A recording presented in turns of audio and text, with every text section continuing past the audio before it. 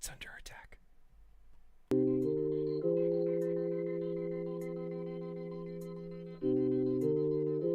I can't believe no one told me about that booger. They're jerks. You got something in your nose there, buddy. Yeah. I blame D-Day Cobra. Mordor. That was so abrupt.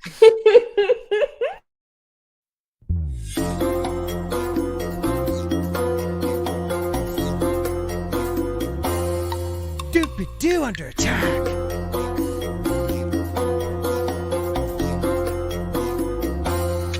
Copyright claim.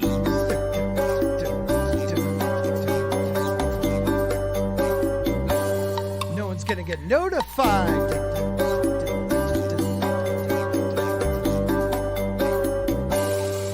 Game theory time. Theory time. Theory.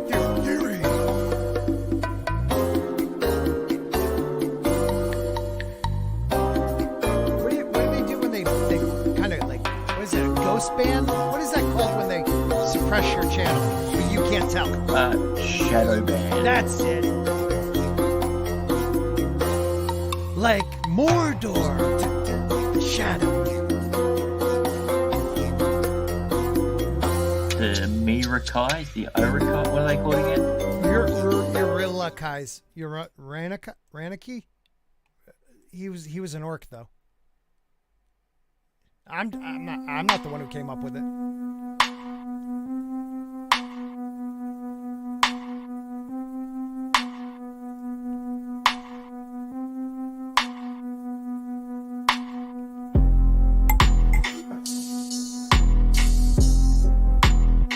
That got a little funky. Is that a new beat?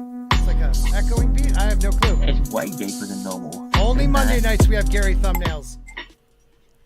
Okay, everybody, welcome to Sporking News Podcasts, The Dump. We are the ramen noodles of YouTube channels where YouTube streams come to die. Ramen is delicious. It is delicious. But like, I'm talking like the ramen, the dry pack. No, we're spicy ramen. I would hope so.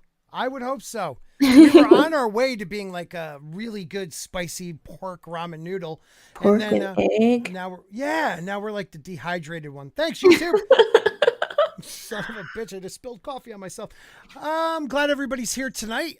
You see panelists dropping like flies because they don't trust me anymore, those sons of a bitches. No, just kidding. Hopefully people will be coming in later, but we have amazing people right now. We have the beautiful Jane Theory. How are you? Hello, doing great. Happy to be here. Yes, ready to talk rangs about Ready to trash this trash. Yeah.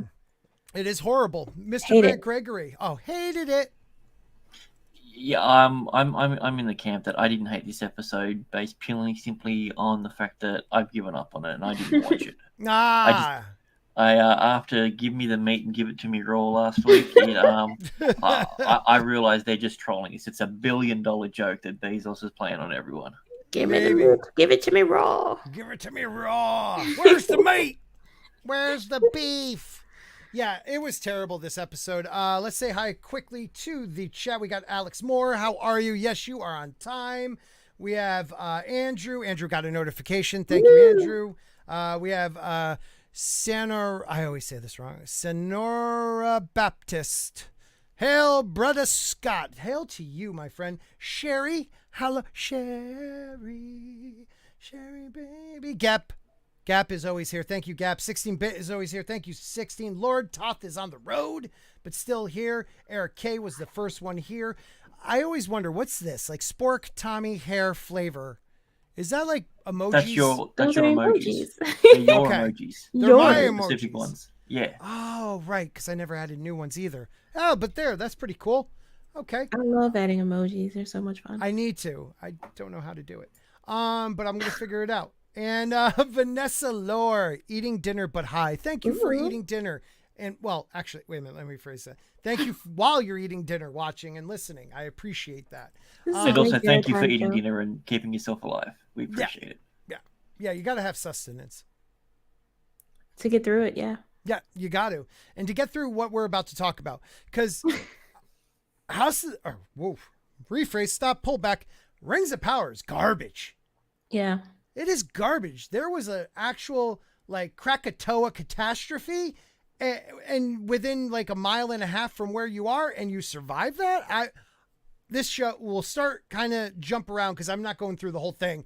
But Jane, how did you feel about that garbage? I was incensed. I mean, I feel the character assassination that's taking place in this show is unbelievable at this point. Like I don't know what the writers are thinking, if they're thinking, but if they're thinking, it seems like it's very much intentional. Who's the worst? What is the worst character? I mean, is what they're Galadriel? doing to Galadriel is the absolute worst because they're making Sauron's return entirely her fault. Like it. Like that's what I've noticed from what I saw.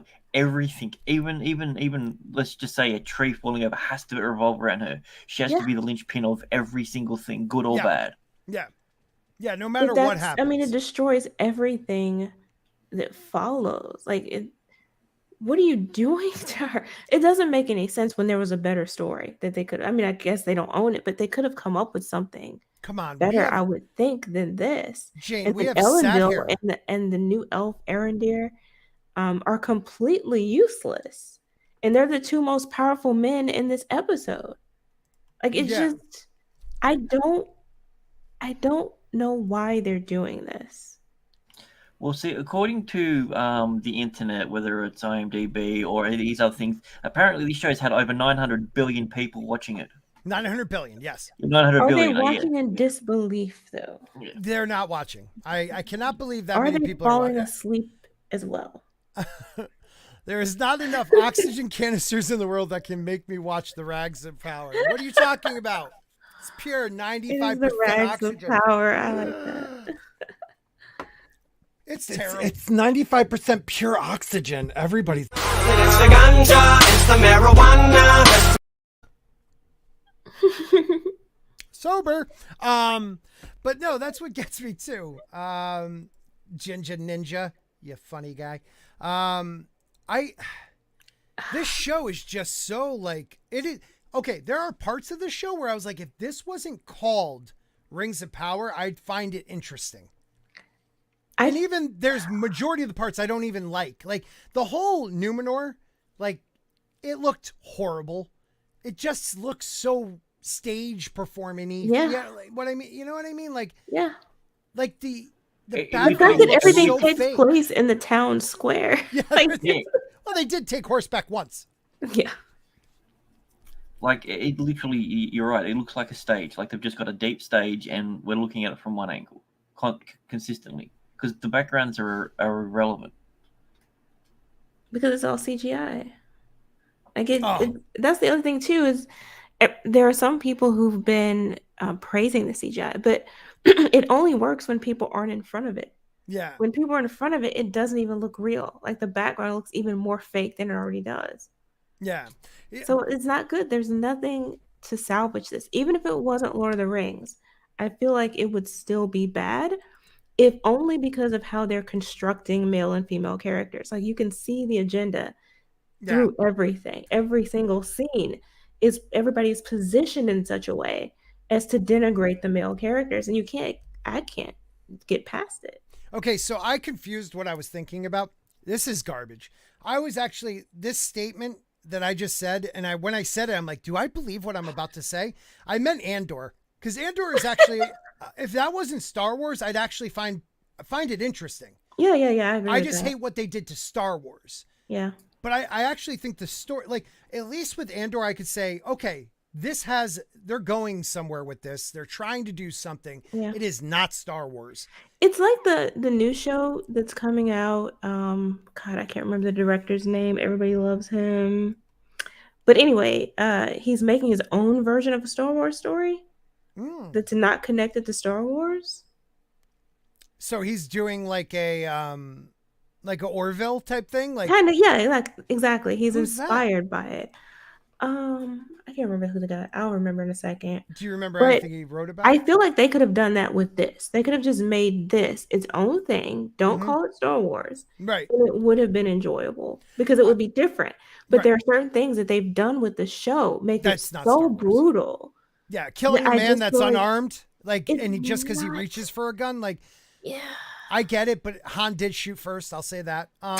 It's just darker though. And it's not the other thing too is it's not balanced. Like I get it's Star Wars has violence in it, but it's a Yeah. different kind of violence. And it's balanced with the sort of mystical element in Star Wars, the fantasy element. This is so real. Oh, is it Zack Snyder? That it's just Zack Snyder, exactly, Rebel Moon. Oh, we've been hearing about this Rebel Moon for a while. Yeah, right? they could have Oh, done I mean, that. Battle Beyond the Stars or the Seven Samurai. Is it? It's all of that in one. How no, are no, you, it script doctor?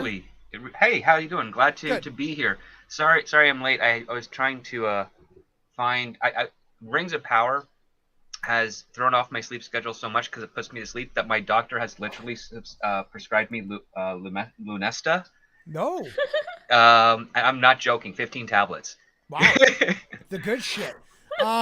And unfortunately, the last two pharmacies I went to all day today didn't have any. Oh, I hate when that happens. So I'm like- stuck in a weird thing. But one correction I would have to issue: Han didn't shoot first. Han just shot. Yeah, that's what the Time Prophet just said, and you're absolutely right. You're absolutely Wait, so right. so you're telling me Greta didn't yell McClunky beforehand? McConkley. Not in any of the versions I have. But can we at least say Andor is doing something with what they're creating? Like it's something that you could actually watch. Yes, it's a little slow, some people thought, but I thought this last episode and the one before it, 3 and 4 have been decent. Rings of Power is just, it looks bad for the amount of money they spent. Jane, you Causes put it health perfect. problems in people. Yes, Jane is actually right. Like the attack on the male character is just, they are always demasculated by a female. It's always, or they're terrible. Like there's a couple things I could say about this last episode that kind of gave away who is Sauron, but also You mean Halbrand? yes, Yeah. and they gave it away. It's also done in such a way that it doesn't make any sense. Like in the I guess throne room or war room scene where everyone is at the table. The queen's at the table, her guy, sidekick, whatever he is at the Dude table. with the beard. Yeah, and Side the piece. girl's at the table. But the actual leader of your military is standing in the background. Right. How Right. does that make sense? He doesn't even consult. He's just there. Oh, we talked about Star Wars and he showed up. Raging Rhino is here, everyone. Nice. Shit, I left my light on. It's all right.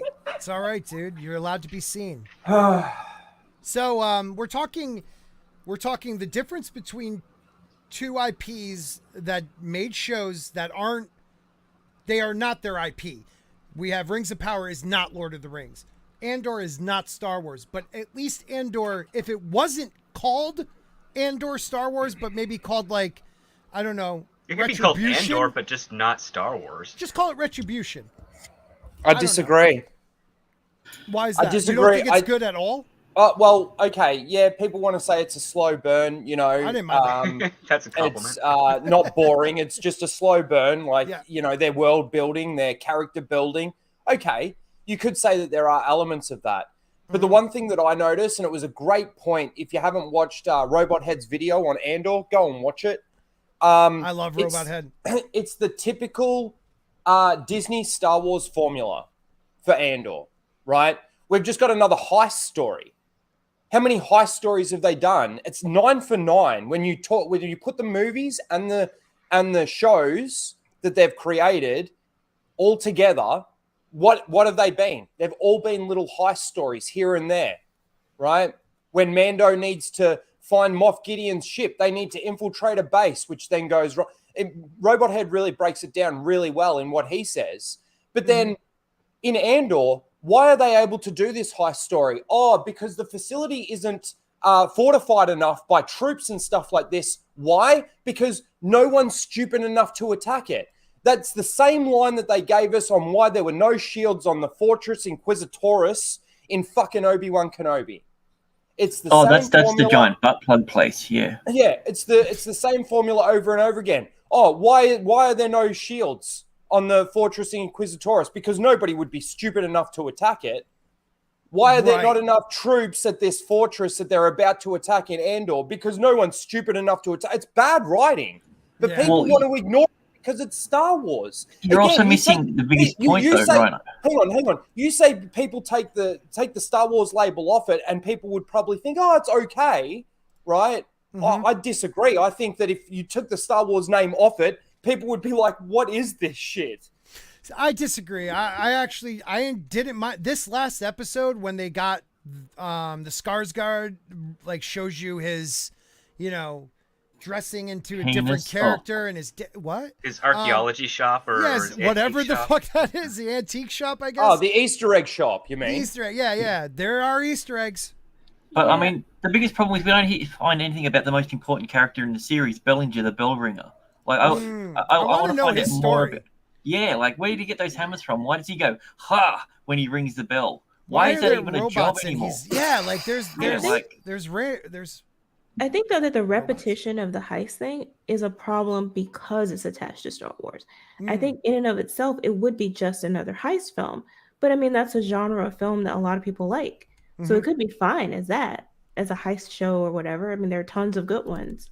But I think in this case, at least for me, the issue was the association with Star Wars. Absent that, it would be fine. It would be basic movie, whatever. I'm not saying it would be good, but it wouldn't be as bad as Lord of the Rings. It's not even That's on the same only level. discussion we were trying to make. The only difference is Lord of the Rings is fucking terrible. Oh, I don't doubt that. I've been watching Disparu's reviews and everybody else's reviews on that, and that looks so bad. And the way, not only looks so bad, but just the story, the plot threads and things like that they've been pretty much putting these characters through. It's just horrible.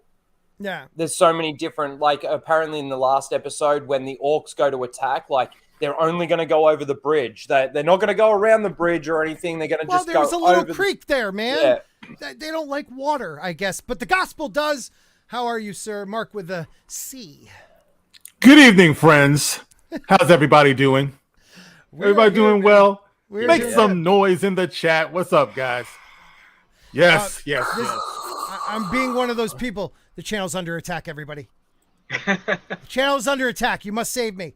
It only happens to the realest one. Just with Andor really quickly, I just feel like people are setting themselves up for disappointment again. We do that with everything. Oh no, it's going to happen because here's the other aspect too, and I think it has to do with the fact that Disney conflates what Star Wars is with what they think it is. So Star Wars does have a heist and rescue and attack element to it. Those are the three tropes of Star Wars. The problem is that they don't really do much on the rescue side of things. When they do, it's ridiculous. It's literally a ripoff of a gag from an Austin Powers film with Leia's little dangly legs by Obi-Wan's. And then with their heist, they don't put any real obstacles to threaten the success of the heist. That's one of my biggest issues with Rogue One is there wasn't enough, Rogue One, is that there wasn't enough in it to justify the stakes of what was going on with their heist. It was like, oh, we just have to get inside, and then we steal this file, and then we get it to these people, and then they have to outrun Darth Vader, which Darth Vader would never do that. No, he wouldn't. But there's not stakes, because I remember when this was in development, and before Tony Gilroy got involved, I submitted my pitch to Disney for a better Rogue One, and it was basically a ticking clock, which is that they had to send the transmission to a certain empty part of space that Leia's ship would be entering at a specific time. And if they didn't do that at that exact time, the transmissions would miss the ship and they wouldn't have anything. And it's a ticking clock. So now, and there's no ticking clock in Rogue One at all. It's not there. No. And the only good part of Rogue One is the stuff that wasn't even shot by the crew, which was the cropping of the B-roll of all the other actors from the original Star Wars film doing their lines from the Death Star attack.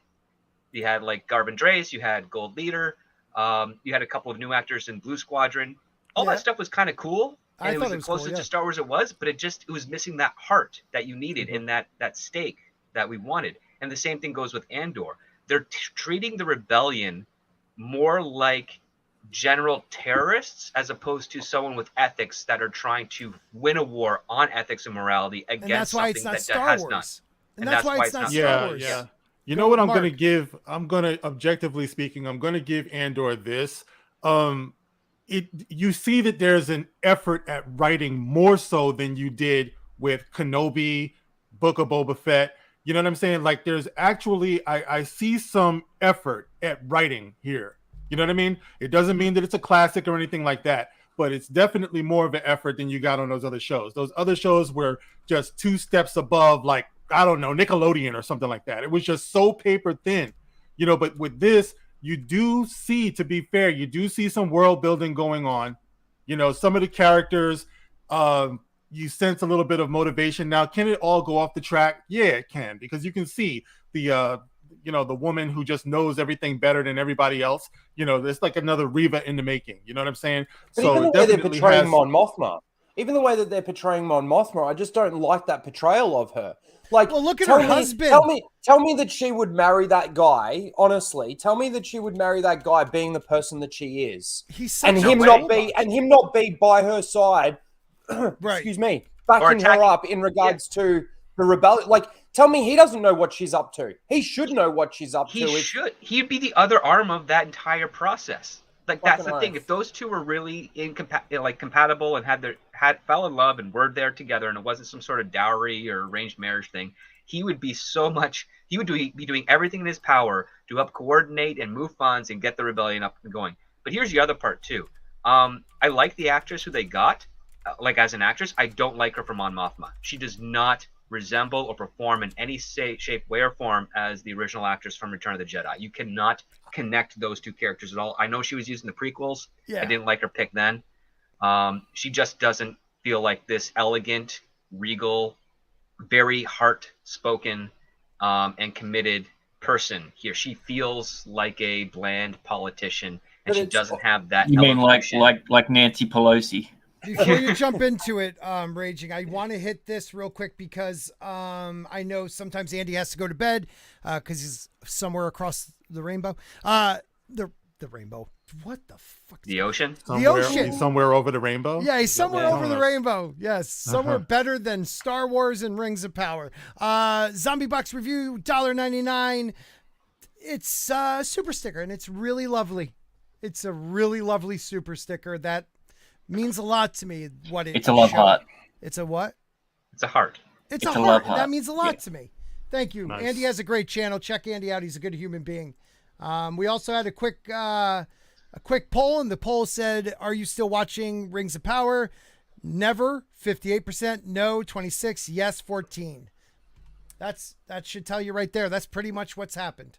What a travesty, man. But there's disgusting. this is the other thing too with polls that I've seen out there about Andor. It's the same sort of thing. There's about a lot of the polls that I've seen, over 50% of people aren't even watching it, and that tells me that a lot of the actual Star Wars fans that are out there aren't they're tapped out of Star Wars. They're done. A bit like Gary, you know, Gary like talks about Star Wars like he is over it. He's emotionally over it damaged for a by while. it. He's fucking Yeah. over it.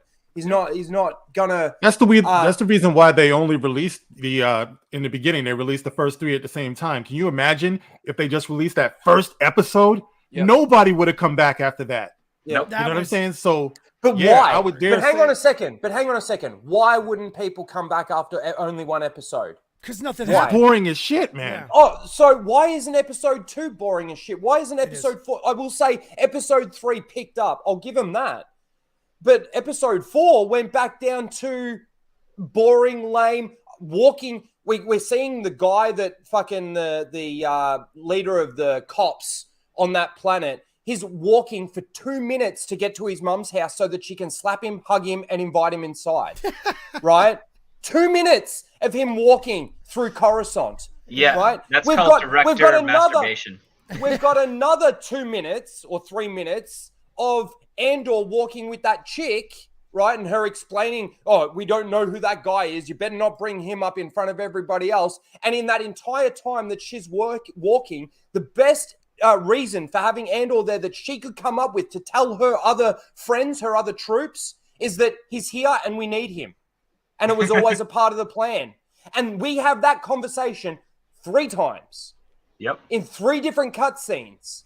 With 3 Like, new characters too. I don't see it being interesting when we're doing the same things over and over and over again. I see it as very boring, very bland, and a lot of walking. We could say walking through hallways, but Andor wasn't walking through hallways. He was just walking through fields.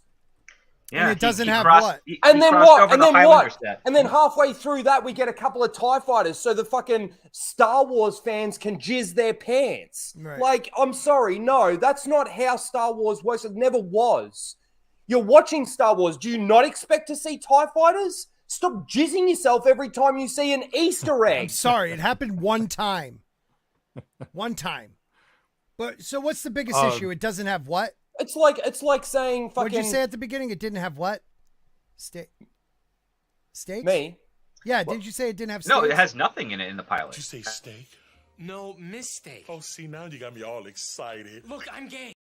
You just I've wanted been to play trying the to clip. play that But that's clip. another I missed it thing before. too. They're trying to build up these new characters so that we can have an emotional feeling when they do die, because they can't make Andor die, right? So in this heist thing, something's going to go wrong, because in every other heist that they've done, something goes wrong. Right. And someone's going to die, and we're supposed, like, maybe it's the leader chick, Well, I right? get what- She's listen. going to die or something, and we're supposed to have this emotional feeling towards that, and we're supposed to feel for her. Okay. And Andor will but, take over command of the whole thing because course he something will. will Yeah. twist. Yeah. but Yeah. let's listen. This wasn't about Andor. I brought it up as a comparison.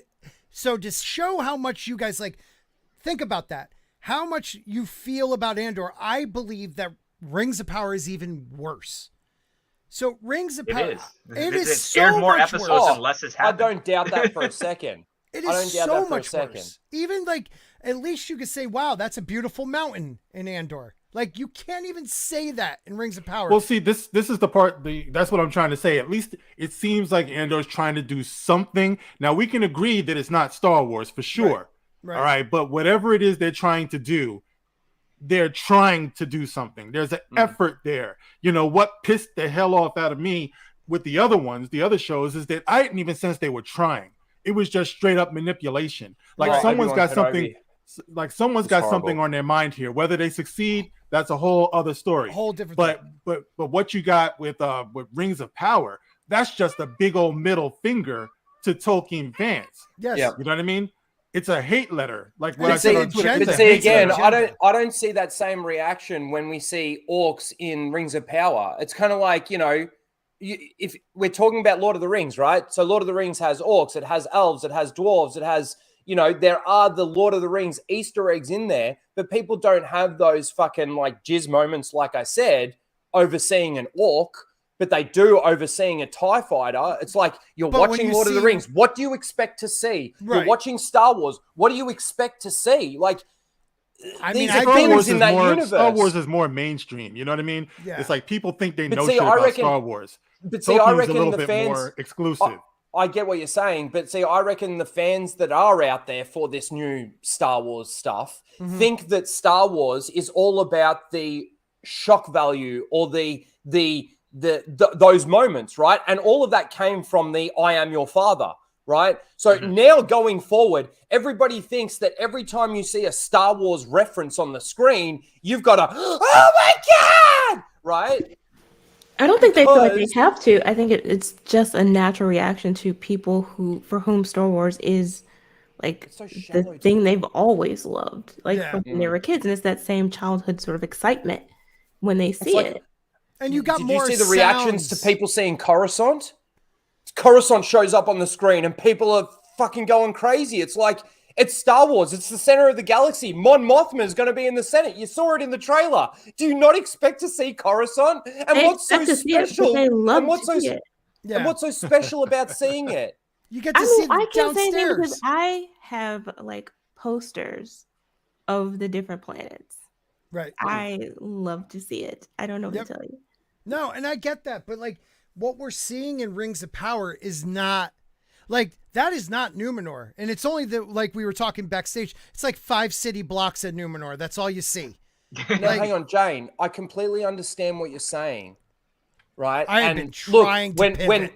Sorry, I know you No, have. no, go ahead, go ahead. Jane, I completely get what you're saying. When I saw Coruscant on the screen, I was like, oh, Coruscant. We're going to Coruscant. Cool. Like, It's not Tatooine, thank God. thank God, right? Or Tatooine like. I'm not saying it's not nice to see these things when, especially all we've seen for the last couple of shows is sand planets or Tatooine. But my point is that becomes what then distracts people from maybe the bad writing or the bad editing or the bad whatever it is that the things that I'm noticing that aren't so good. Again, Andor, I can give Andor credit by saying, yes, it's the best looking show that they've done, right? I still think it actually trumps Mandalorian in the way that it looks. But I think what you're going to, though, is if the question is why, like, why are people able to look past bad writing to enjoy Bad a advice show? I syndrome? think it's because there's this other element of entertainment that can surpass even bad writing. Because there are shows and films that are really badly written, but people absolutely enjoy them. And then you have other shows that are badly written, like She-Hulk, that people would rather die than watch. It's just, it's different. But there are still analysis. people watching it because what do they want to see? Daredevil. Yeah, what a fucking Gimmick, bullshit. man. Because they want to see the Easter egg. They want to see the. But that goes with a lot of different shows. People want to see what that show is supposed to be based on, and they don't do it. Well, like Daredevil's Daredevil's humanity really thrives on finding connections because that's what we are. Like when we crawled out of the primordial ooze and we found someone else that looked like us, we were attracted to them, not necessarily sexuality, just like, oh, there's something else like me. I can make a connection to that. When it comes to our media, people get really excited and curious when they see two properties that at first they think are not connected and somehow discover that they are. They like making those connections. Like seeing, watching the episode of Friends and seeing another NBC characters from another NBC show showing up at the coffee shop. People like that type of stuff. They find it interesting that there's another universe. It creates and builds things. When it comes to stuff like Star Wars, they're trying to build all these types of connections with these characters. They show us the rebel team that connects to Leia, who connects to Star Wars and so forth and whatnot. But I mean, I do greatly understand what Mark is saying. Is like he recognizes the effort because unlike some of the other shows on Disney Plus, I know at least two of the characters' wants and their flaws is that they want a higher status and they're very ambitious, and those ambitions have caused a series of events. The fact that they're there shows, okay, there's an effort in writing, but the execution is still garbage because it took 4 episodes for us to figure that out.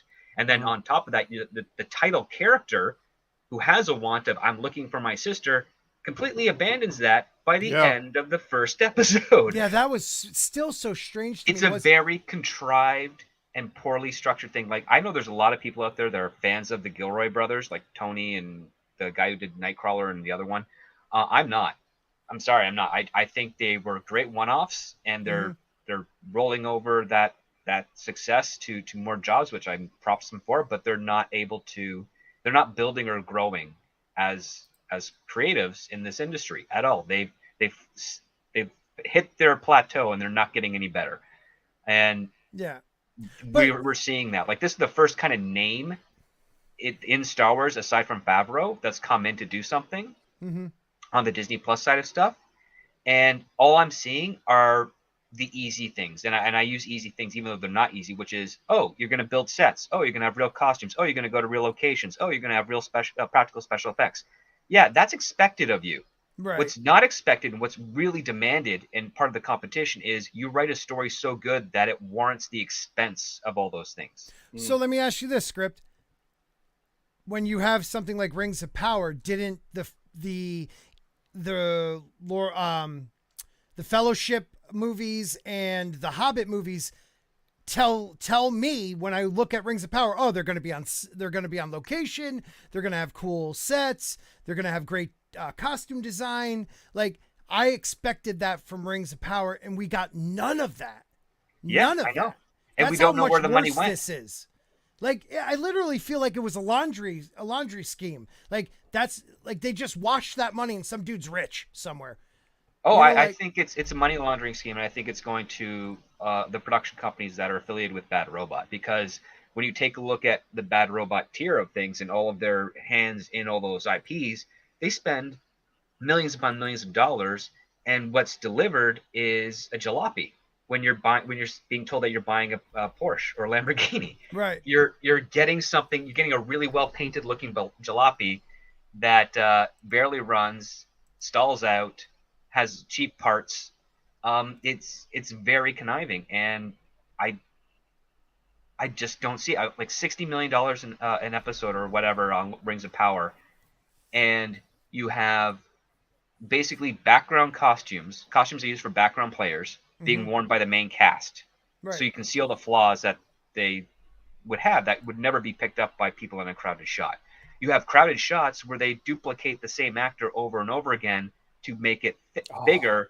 When if you take a look at an episode budget of things and the standing sets that they have in existence, you're like, you have way more than enough disposable cash to get actual extras in the shot of different appearances. Now, it's not, I will say, it's not to say they haven't done that before. If you know how they made Gladiator, right? That was completely different, though. You're not really zooming in on the crowds or anything like that. It's a Coliseum. They basically, it's a Coliseum. They had to fill it, and they basically copied and pasted it in that.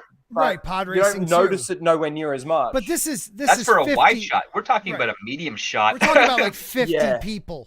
Yeah. You know, and this the other little part village. too is like you even take. I mean, they did that for Braveheart. Any type of wide shot where there's a lot of extras, they usually layer it over in compositing because it just saves time and it's a lot less people to organize.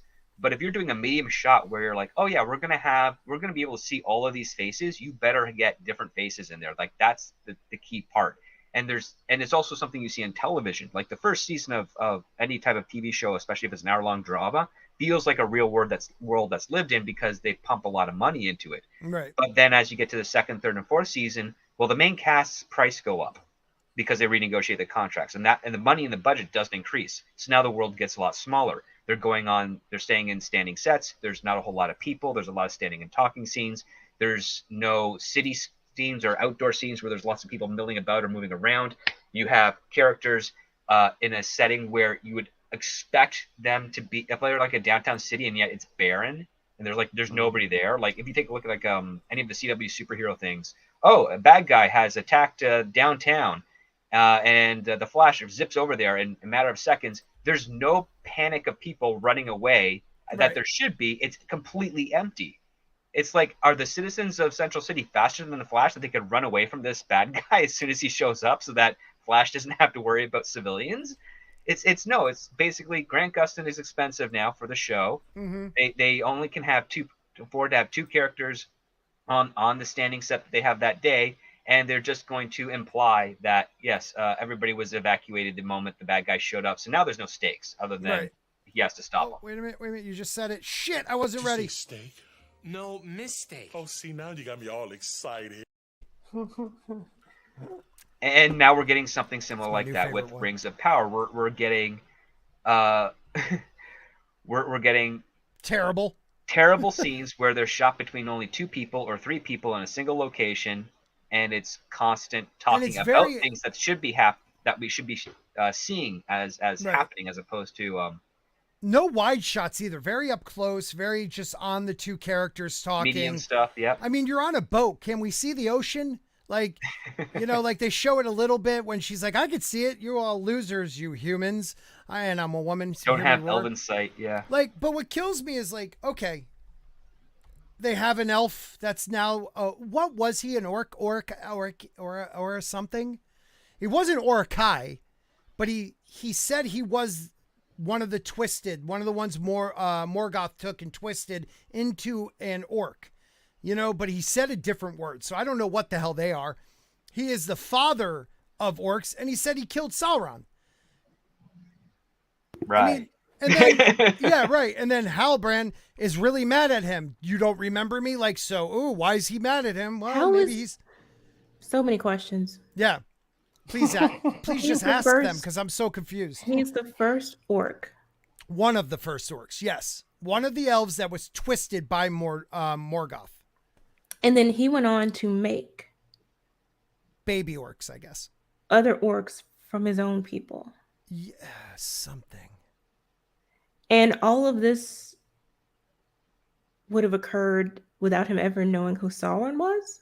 Well, because he does say that. He makes it seem like he doesn't know him, but then there's a part where she is... Why would he think that he would have killed or could kill him?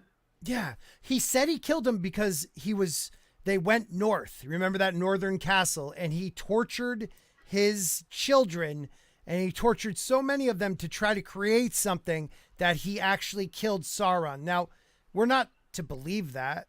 And then Halbrand really hates this guy. He remembers him, really hates him. Why? Maybe he tried to stab him because he's Sauron? I don't know. But it makes no sense. None of that makes sense. None. And then a goddamn Pompeii flows through their, through their streets.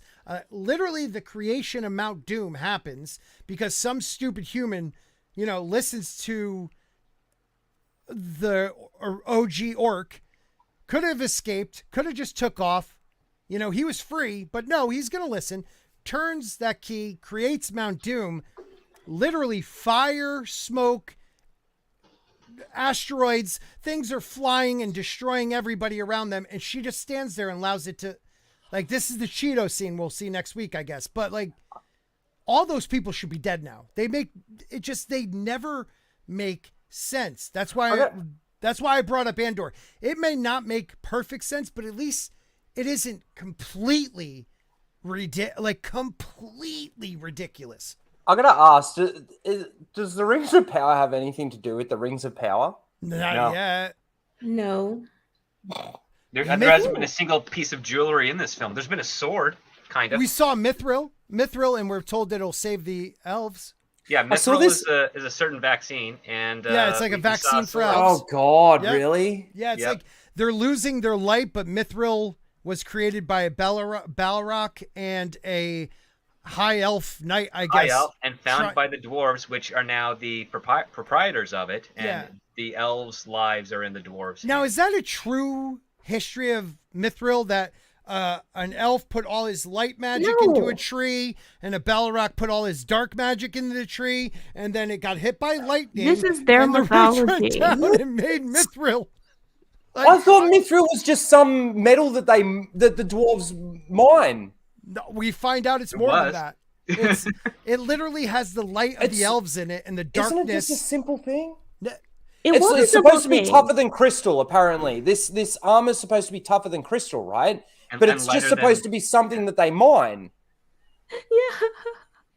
Just like Mount Doom is a volcano. But they made it all more than it was supposed to be for no reason. It was created by the people. Yeah, that is bad. Okay, I agree that it's definitely worse than Star Wars. Oh my God, it's so bad. That's so bad because again, we talk about. I mean, we're all advocates for lore continuity, canon within the things that we're watching, and they are completely twisting it. I mean, they obviously don't own the rights to half the stuff that they're actually writing about, but that's the problem. That is the problem. But Jane, the thing is, though, is even if they did own the rights, do you think that they would do it well? I don't, but it's not even done bad, Jane. It's done I'm going to let you answer what he just asked you, but I feel like it's done bad because even if all you have are the names and locations, you don't have to destroy the characters to create a good story. It just seems like they're twisting them for purposes of sending their message that they just hammer you with every single episode.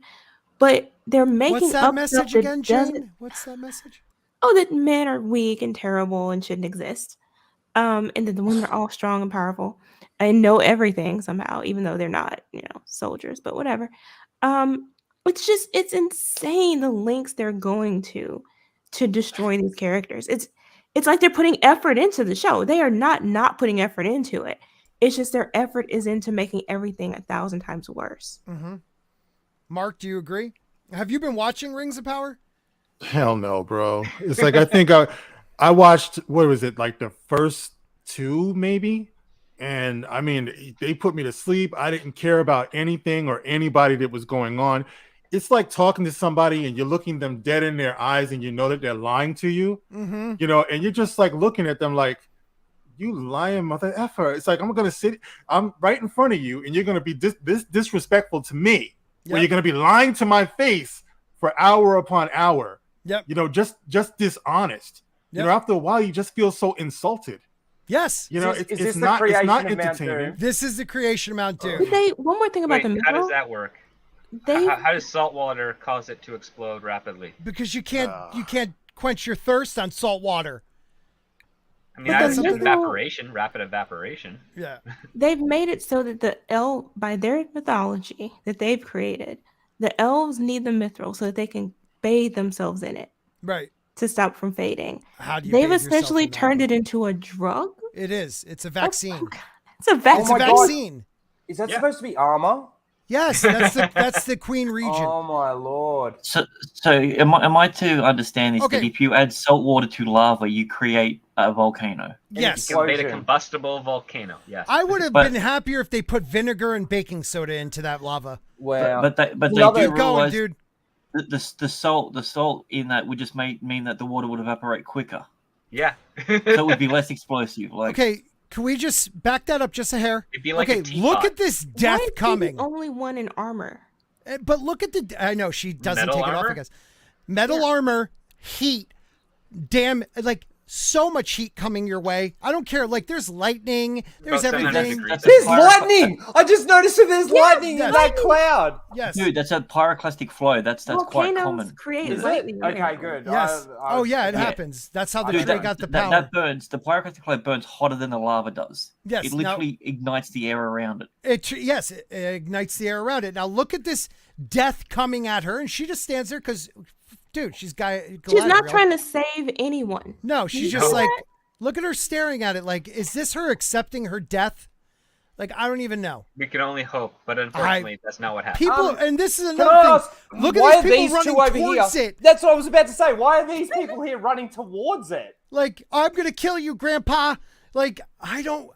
Because all of this wasn't happening when they were on the stage acting. Yeah, Right, exactly. They're just like, It's just added run later. away. Which direction? Don't care. Yeah, just run. This is like the last days of Pompeii type stuff. That's what They I'm should saying. be frozen right in their tracks. They Yes. should just be Dante's shadows Yeah. at this Dante's point. Peak was more believable. I'm sorry, this is the first time I've seen this, and this is shockingly horrible to Dude, me. let it go all the way Told you. through because I was thinking, okay, she's gonna get out of this somehow. I Just don't want to play it because, I've taken the sound away, but oh yeah, that dude. Don't Yeah, worry, I'll if my play it channel from gets here. destroyed, I'll start sporking new past. But it's not podcasts. about her even. Oh my getting out of God! it. She's not trying to help anybody survive. look at her face. Look at her face. Yeah, she's like, oh shit.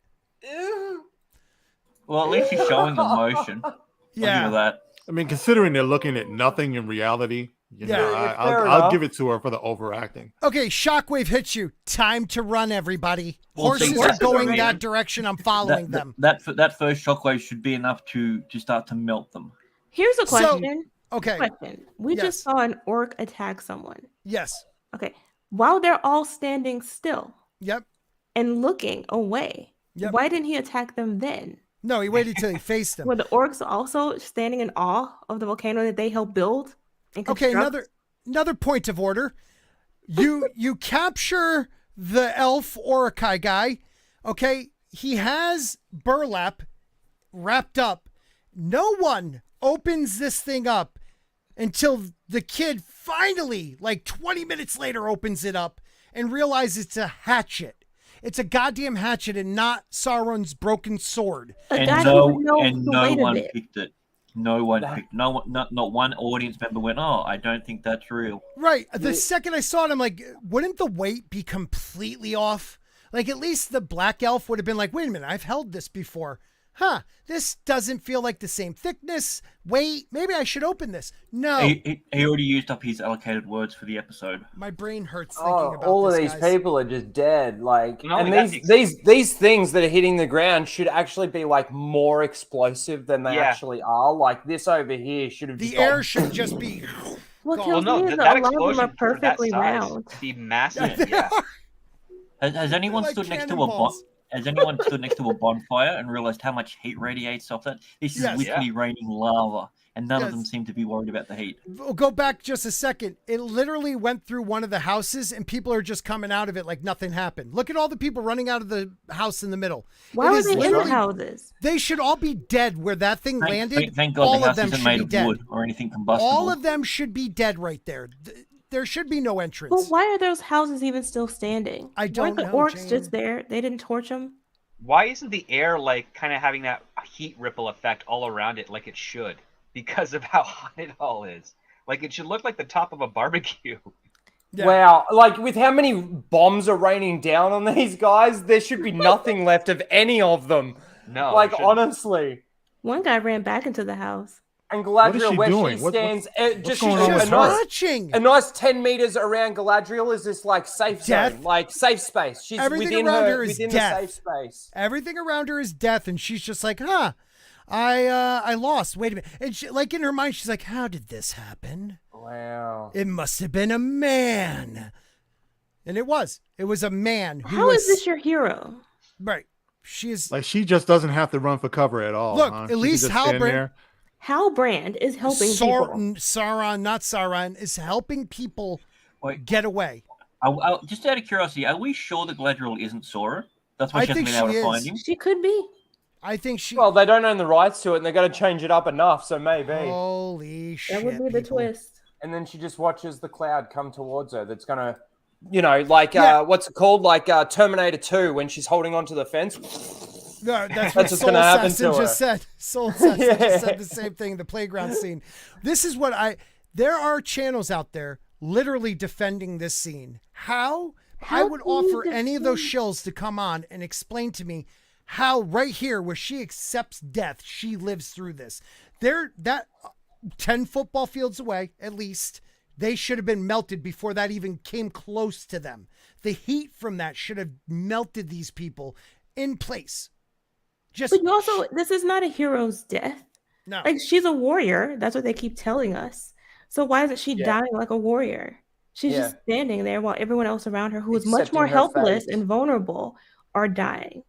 Because, Jane, that's what heroes do. I also saw another cut scene where an orc goes to fire an arrow at her. She does this thing to the side of the horse, and then she slices the. I don't, Yes, like it wasn't I even had an to- arrow. Well, There there's was no- there were I could- spears being thrown at her, and she I did the same couldn't move. even see how she did what she did in slow motion. Like I was just going frame by frame, and Yeah. I'm like, how did she do that? Like, Now let's not forget there are How does that moments. work? There's moments in the original movies where we see Legolas do crazy stuff off of a yeah, horse. but you see what he But does. you see it. Thank you. You Thank see what he actually does. Yeah. You know, when when he climbs up the elephant, you see how he actually gets up there. The arrows are stuck I'm into sorry. it, so he uses Climb that up as the what? Yeah, What did you say? say- the correct. elephant, isn't it? Yes, Isn't thank that you. what it's Thank you. called? Elephant. I thought you called it an Potatoes, boil them, put them in a stew. Go I ahead. thought you said an elephant, like it was a funky elephant, like an elephant. But everything that you Elephant. see, you know, even when they're being attacked by those orcs, and he goes and grabs hold of the horse, and he does that flip around the horse Yes, onto the that's what I back was of the talking horse. about, yep. You actually, they slow it down enough so that you can actually see Yep. what he's doing, and that's an elf sort of thing to do. Whereas that scene with Galadriel, I'll see if I can bring it up, but that scene, like I said, I slowed it right down, and I still couldn't understand what I was watching, Yeah. like It's what I was seeing. it's ridiculous, man. It's the worst. It is the worst. The Like absolute you have a worst. village. Okay. So in that village, the female, she was an herbologist who everyone thought was a hoe, now is the leader. And they talk about, you know, with her and the Queen Regent, they talk like, you know, I never thought I could be a leader. I don't want to be. Those are the greatest leaders. Like literally people who thought she was a whore the day before are now following her, believing that, yeah, we're going to die for you. We're going to do what we can to protect our village because you say it's right. What? It I makes just no don't sense. understand where those people's leaders were. They're actual leaders, because these were cities. Yeah. Prior to this happening, they were functioning. There should be a mayor, civilizations. maybe? I don't She know. was just a nurse. So Nice why way of wasn't she putting it. consulting the mayors or whatever It's of the probably other one of those city. communist villages, no real leader. Goddamn commies. I don't know. I don't even know what to think about it anymore. But then she It is admits that when bad. she's up there, she's like, I don't know what I'm doing. Okay, well, why are you still here? Let's ask the elf who's Yeah. an actual soldier what we should do. He's a warrior. I might ask him to figure out what's going on. I don't know. Blow No, up the doctor's giving Boosh instructions. McFadden. There's some serious emotion going on here. You got to blow him up, Boosh. What's that now? Boosh? Boosh is feeling it? Yeah. You got to acknowledge that, man. Boosh is the man, dude. I found a GIF of it. I met Timothy Oliphant. Yeah. It's really thin, isn't it? Whoa. Yeah, I don't very. want a GIF. I want to be able to slow it down.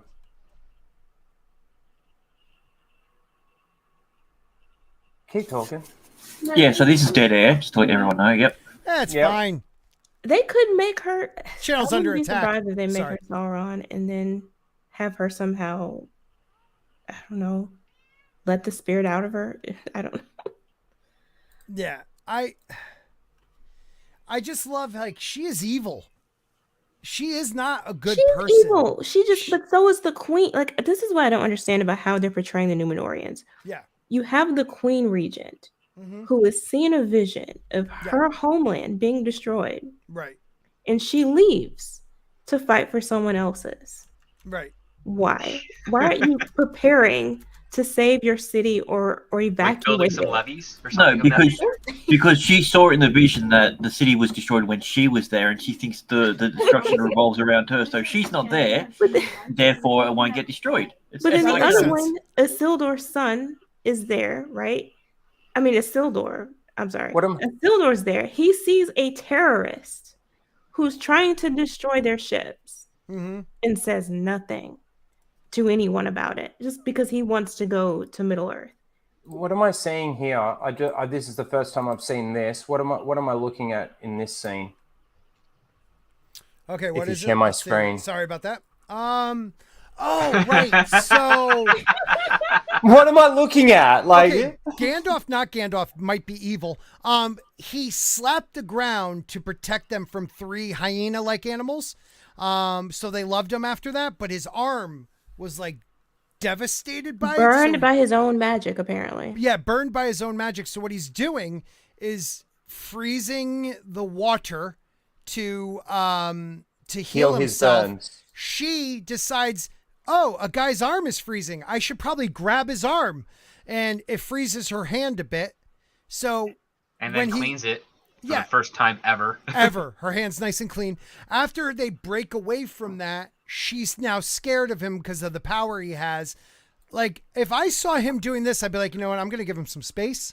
Look, No. She's upset because she's now no longer dirty, and she doesn't understand what that feels like. So Yeah. that's what she's like. Like, Oh my right god! there- her hand. Her hand should have broken off. I was Broke really off, hoping it right. would break off. I did too. Like, her pulling should have snapped it in a second. All of her skin is dirty. Yeah, they're just grubby people. wow. How are they alive? And their whole Well- thing, their whole community go from hating him to liking him to hating him to liking him. The Starting with hating Gandalf him. character. Yeah, because he is now, like, he saves them a couple times. Then he must have caused there not being vegetation in this woods. And then they saves him Why would again. they think that? They leap to these weird conclusions. Like, he literally walked there with them. It wasn't like he was there before. I can understand maybe if he came from there and you're like, wait a minute, did he do that? No, he literally was in the way back. The way freaking back, because they were all put in the back. So they got there before him. They're like, he must have done this, all right. It's Yeah, like he fell from the sky near their village. They Yeah. got it. They got in there. He was with them the whole time. They're like, God, that guy's sneaky. It's so stupid. He So totally stupid. supervised the entire time, but he did it. Oh, man. And that's paranoia for you. Yeah. What is that? Idiot tour. He also Yeah. looks a little like Shia LaBeouf in some of those shots, Yeah, but a little bit more of a femme version. I don't know, which man. is saying a lot. It is just, it's not good. Oh my god. Okay, this is just a GIF, so I can't pause it. But what the fuck? Is this just them trying to be clever? They're showing that he's just not a what did they say? You're just he's not just a smith. forger. Yeah. a blacksmith. Yeah, because he Rhino, doesn't want to admit he's the king. That's the most believable swords play in that entire episode right there. That's But my literally the thing- best. Why would Yeah, they sure. assume from this that he's more? If he's somebody who works with making swords, then maybe he is playing around with them when he's Maybe, bored. yeah. Well, Fair enough. well, he has to I make sure don't that know there's who I'm strings. looking at. I just But saw they it. jump to the conclusion that he must be the king. Well, because every king does that, Jane. I mean, Well, every shoot, I king can do that. That's Am I called the king too? king's draw. Hold on, let me grab my sword. Let me grab my lightsaber. Yeah. Let me Cut grab my my. foot off. Never mind. Hey! Damn fleshlights. Yeah, broke the first Harfoot commandment: "Thou shalt not bathe." Like, Yeah. they are just gross. What up? No 32? wonder that community left them Nothing behind. worse than a female with poor personal hygiene. Oh. It's just a turn off watching this show and seeing her look like that. Can you imagine? They walk by a It's lot like, of why water are you constantly smelling the ocean, but there's no water around? Like, too. Didn't know there was You such feel thing as me? land trout. Oh, that's so wrong. Oh wow! Deal Okay. breaker. So What- they've what's slowed going- this down, and she's actually swinging from behind the orc. Like in this bottom shot here, it's a GIF again. So sorry, Yeah, whatever. but she's actually swinging from behind it and pretty much cutting all the way through from the torso. so from she behind, cuts it though? From behind So and she's- jumps up. she's on her back and swinging up. I mean, I don't know if you realize that, but that's about 3 or 4 meters between the horse and the orc. Like, She's that's- got good there's No way range. She got it's a good ranged range. weapon. Yeah, it's a ranged weapon. Sword. Yeah, I don't know what to say anymore. Look, at Mrs. Flu's on the $1 billion Wow. series, guys. So he didn't see her. yeah, he just no, walked he's with her like, sword. I'm an orc, kill me. Yeah, I'll We just just fire stand one around. arrow at you. There's a lot of daylight in that shot. Shouldn't the orcs be like cowering from the It's sun? terrible, dude. It's terrible. Yeah, well, they should be catching on fire, I think. Or we something, were yeah. we were gonna show this too. Like, Jane, we were talking about this. Like, Yeah. the map is just.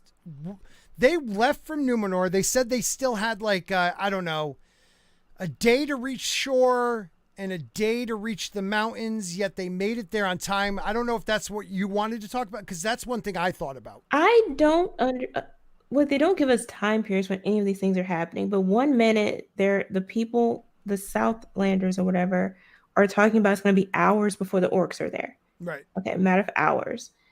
And at the same time, we're getting that that shot. The Numenorians are still in Numenor.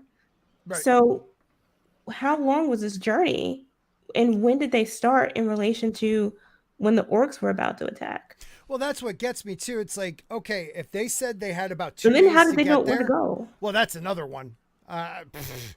But like they literally said it was 2 days to reach the mountains, not even like find people, but reach the mountains.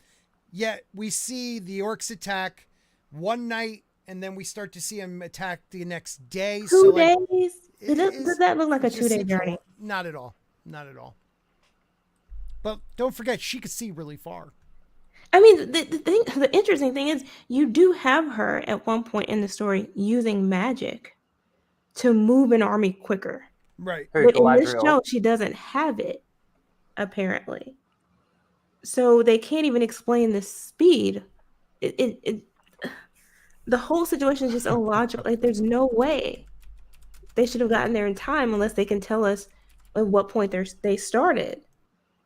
And they can't just say 2 days, because it's not a 2-day journey. They also have to days get there, later. and then they have to get there, and then they have to cross the mountains, go over the fields, under the river, through the woods, and finally get to Mordor. How? On foot? Ain't no on way. horseback? It's just trash. It's Well, garbage. where did these Absolute horses come trash. from? Like, it's just, the whole thing is stupid. They only have 3 ships. Grant, can you read the private chat? I'll be right back. All right, no Can worries. you read it out loud? Sorry, I have to change No. my. What's a butt plug? Oh, you mean plug? Never mind. Dude. Yeah. Ugh. I It's said it the was funds private. required. It was private, you bastard. It's been over 4 hours. I should go see a doctor. You get So, yeah, that, like, Jane? yeah. Yeah. in regards to like, I don't understand how time works on this thing. Is have they established any sort of time zone? Do we even know that the thing that's going on with the hobbits or the half-woods is happening at the same time as everything else, or is it some sort of like weird timed up like what they did in the Westworld or something? When the volcano thing erupted, it seems like they saw it or heard it or felt it or something, so they're close somehow. I don't know. Like it's, but nobody cares. That's the thing. No, you know, if you're going to have these different stories that are going to come together, you should at least be anticipating the different personalities that are going to play off of one another. You know, I can't wait till so-and-so meets so-and-so. Oh, he's going to hate this one. No, we don't care about these people. They have no personalities because the producers of this, they just figure we'll just throw any crap at these nerds and they'll eat it up like bird seed. We'll just put it out there. And then there's a point at which they have a feast. I'm just like, where did all this food come from?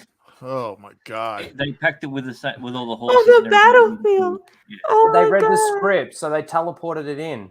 Beam down the food, Scotty. Jane, and now we eat. Yeah, exactly. You've never had a battle feast? No. I'm like, why are y'all tending to the wounded? Like they're acting like nothing just happened. Jane, they might be doing both. No. You don't see it. You don't need this leg anymore. There's no consequences to the war they just fought. This was this huge battle, right? It's supposedly, but you don't actually see them doing anything to demonstrate what they just sacrificed, what they just suffered through. There's no reason to believe anything about who they are as people, their heroism, who they're going to become later. Like there's nothing. It's all empty and useless. It's all superficial. Was there any like significant death that happened with this? There was a battle. Now I haven't been watching it, but was there anything that happened like that? No. Something that would bring them together, you know, like in the Avengers, you know, they need something to avenge. Nothing like that, huh? No, not at all. Oh my God, this is terrible. It's so bad. For maybe the one or two people out there who used to watch The Walking Dead, we knew it was getting real when like your favorite character died. You know, you felt like you weren't safe and you cared about those people, and it didn't take long for you to care about them. With this, how many episodes has it been? Nobody knows these people. Nobody cares about them. No. Galadriel is just standing out in the middle of the street while all hell is breaking loose, but you know that nothing's going to happen to her. Right. No stakes at all. And in Lindale, I mean, something almost happens to him, but he's completely useless in this scene. This is, oh God. But hang on a second. I got a question. Can't Galadriel die and then come back like Gandalf did in The Lord of the Rings? This one probably. And it won't be magic. And just because she's like, no, pain don't hurt. I'm not going to die. But in the book, is that how it is? No, none of they made all this up. Who's asking how did she survive this? How did she survive a volcanic explosion falling upon her and come back alive? Well, you see, her new boyfriend Sauron feels like a little bit guilty about it, so he protects her with his flaming, I don't know, shield or rod or something. I don't know. Or it'll be a weird cutaway at the beginning of the next episode. You'll see that she's already ducked out of the way, and she's safe and she's underground. So even if she can't die, even if she can't be hurt, that means she can just stand there and watch everybody else die, and she's just going to stand there and not do anything. Like, sucks for you. Yeah, she's kind of like Zack Snyder's Superman in that way, just standing there. That's what heroes do. That's what heroes do. They stand there while people die around them, so to show how powerful and superheroic they are, is that they can't be harmed. And she didn't look at the explosion because she's a cool guy, and cool guys don't look at explosions. So that's why she plays. I can't wait till they make action figures for this crap. You know, can you imagine when they make action figures? I'm sure the action figure for Galadriel will look more lifelike and alive than she does. She'll also be taller than all the other action figures. Even though it'll have 10 changing faces, and they'll all be the same face. She'll have her armor. Yeah. I mean, come on, man. They spent so much money on this. It's Lord of the Rings. I was really hoping that I was going to get something that was going to be just gigantic, something that was going to be great and make me believe for once. But no, all of that money, all of that. Ugh. No, I mean Such a they disappointment. the people who are praising this are like, this is what it's all been building up to. This is it. This is the pinnacle. This scene where the volcano is destroying the survivors of a war, and your hero is doing absolutely nothing but standing there and waiting to die, but doesn't die because reasons. Ladies and gentlemen, Amazon TV. That's what you get. When And I was this a is the kid, origin I of Mount destroyed. Doom. Amazon Remember how TV when you does were have kids, better you used to shows. mess with the ants. You used to see the ants when you were a kid. And you would put up the magnifying glass or whatever. You would see more panic with ants running for their lives and stuff like that. Than you see with this, and it would be more dramatic and more believable. This is just so fake, man. It's such an insult.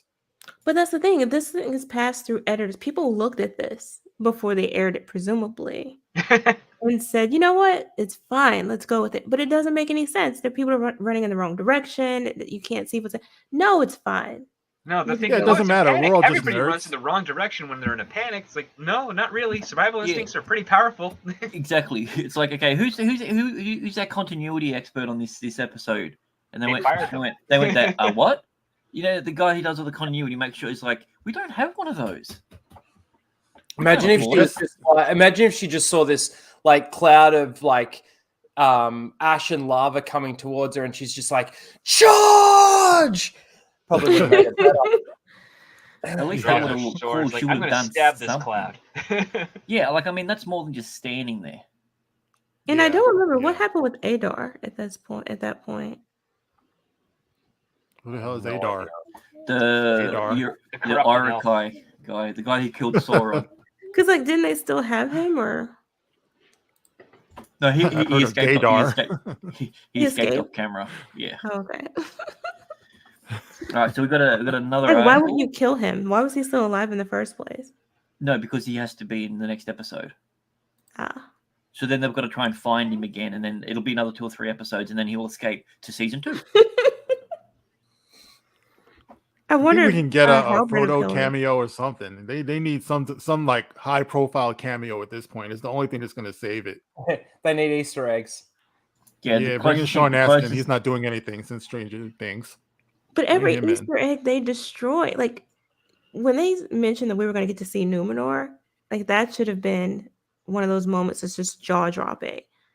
But it wasn't. It was No, it was ridiculous. a community college, like quad area. It Basically, looked like it was. part of like a section of Oxford campus, but like more bright, like more of like a sandy color than normal.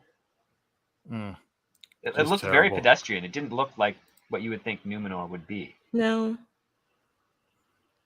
Ooh. Ooh. All right, so we've got some house dragon. Who would like to do some reading? Huh. Huh. House of the Dragon fans react to last night's major cast changes.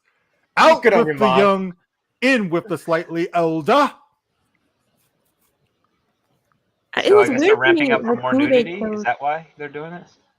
Hmm? So they're ramping up for more nudity. Is that why they're aging up the cast? Let's hope so. Well, Episode we do 6 have of a House of the major, Dragons. it's a major time jump, but I don't think it was necessary to like who they selected to age up really didn't make a whole lot of sense because they didn't age up everybody. That's what No. I was saying too, Jane. So Kristen looks younger. I don't get it. It's like, how do you look younger? It's 10 years on. Episode 6 of House of the Dragon's first season landed on our screens last night, and there were some very notable changes right off the bat. Now, be careful. There are spoilers ahead for House of the Dragon episode 6. Careful, guys.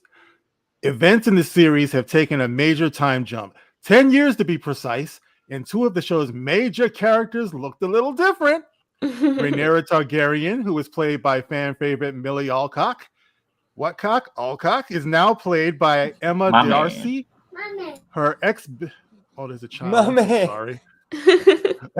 Her ex-best friend and Queen Alicent Hightower has also gone through a casting change, with Olivia Cook replacing Emily Carey.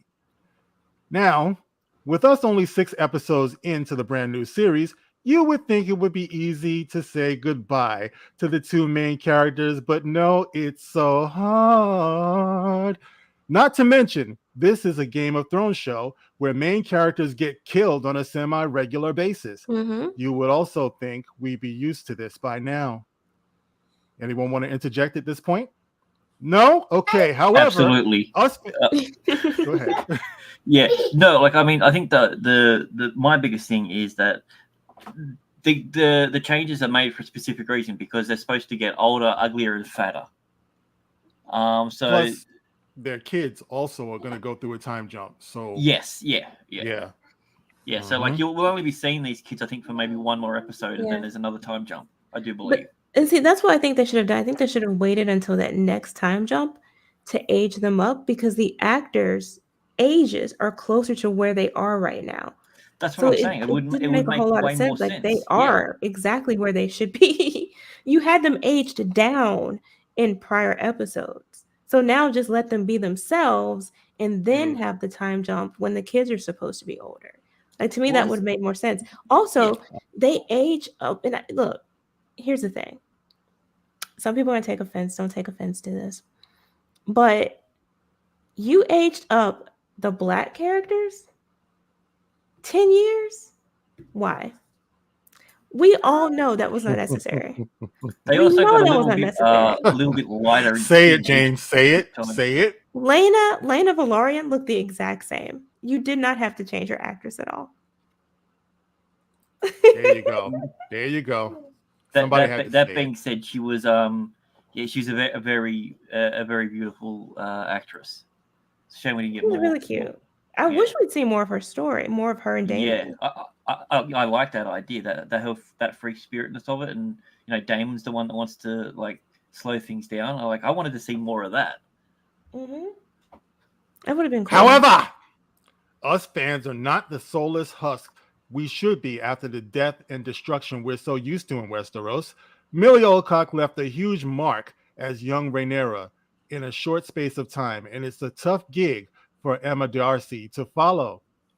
But she was actually cast first, right? And it was Millie who was cast after. Yeah, I was going to say it's the other way around, yeah. So yeah. However, they got to find a new way to start these paragraphs. Everything is however. Yeah. Last night's episode proved that Darcy was well up for the task in their portrayal of Rhaenyra and the pronoun thing, right? It's so confusing when they do that. Well, they had a thing where the actress spoke out and said that they are really good at playing a female because they've learned how to play it well. She is a female. Oh my god. That's how she's saying. Yeah. Yeah. So their portrayal of Rhaenyra is already winning people over. The first few minutes of this week's episode allowed the incoming actor to bring Rhaenyra from mischievous teen to a tenacious mother in the blink of an eye. Because when we met her, she was going through a traumatic childbirth. So that definitely put her own stamp on it. No doubt about it. While love-in for Rhaenyra has continued after the changing of the guard, Alicent has taken a bit of a heel turn in her 10 years off camera. Enter Olivia Cook, who has a lot on her plate for this performance. Now, Alicent is in a precarious position in her role as queen. With her lineage to protect, the paranoia has taken hold, and the formerly sweet, innocent character played by Carrie has been replaced by a ruthless schemer who will do anything to protect her family. That looks 30 years older. It's the dumb. Jane said it perfectly. They aged up the characters to where they're supposed to be, the actual actresses from the first few episodes, and they got rid of them. Like, they should have just kept those girls. I mean, even people like who said it? It was Joe Rogan. Joe Rogan's like done with the show because of the age up. Like, They lost the normies because normies were like, wait a minute, what happened? I really like those actresses. And like, they're just like, I'm done now because they ruin everything. No, it's they, them. Woo! You bigot. And the next age up is going to be even more dramatic, I think. Oh, yeah. Because they've still got another 40 years to go before the end of the... Yeah, these kids who we just met will have kids by the time everything starts, yeah. Yes. Yeah, their kids have kids, yeah. Yeah. And who knows? Some of them might not even have all their appendages. Maybe even lose an eye. Who knows? Spoilers. Apart from the successful casting change, this week's episode gave us a whole crew of new Targaryen children, which was a bit difficult to keep up with. I knew who they were: Greg, Peter, Jan, Marcia, Cindy. Also, However, we're not Ringo. stupid. How is it hard to keep up with? We're not. You forgot about idiots. Ringo. Ringo's a good one. We're- Ringo's a good I kid. actually think they're doing a pretty good job of introducing all the new characters. Because I mean, between all Sure. of the people and all of the dragons, Yep. I think most people can name quite a few of them. Yep. you can keep up with the Kardashians. You can keep up with this. However, we're too invested to back out now, and things are deliciously set up to kick off soon. Next week's episode can't come quick enough, let me tell you. Okay, there it is. Yay. Yeah, I think they lost a lot of people. I think thi- so too. I think It- that it was was a too big quick. mistake. Yep, it was a big I don't mistake. think they knew just how much of an impact Millie in particular was going to have. Mhm. You know, the other girl is great too, and they played off of each other very well. I don't think we were finished watching that dynamic. They were a lot of fun to watch, but Well, the story, Not just that. They had no idea that how like Millie was going to react with the fans and how much she embraced them and how much they embraced her because of that. Right. Yeah. You know, where some of the cast were being negative and everything, she went head first into the fans. She was sharing all the memes and other stuff. She was really in there. So that, like, if they knew that she was going to be like that, then she probably would have stuck around a bit further. But I think it's only going to help her career. I think it's going to be like a Momoa sort of thing from the I was first just season. thinking that. So, but yeah, No, I who agree knows? with you. I agree with you. I'm here. I just have somebody in my arm. Yeah, they did a good job. I Oh, hi, don't know why Mrs. they Falk. switched it. You jerk. Yeah, 1 minute I was looking at Millie like she was just this little girl, and then she went down to the brothel or whatever it was, and I'm like, this girl is freaky. You know what I mean? Yeah. All of a sudden I'm looking at her and a whole, like, she was just fun to watch. There was more to her, Yeah. and she totally sold it. So that was She- great. But see, Well- that was the thing too that I felt like I don't know if that was their intent, but it seemed to me like that is what perverted her in a sense. Him exposing her so quickly with so much sexual stuff all at once But is she didn't what look scared at contributed- all.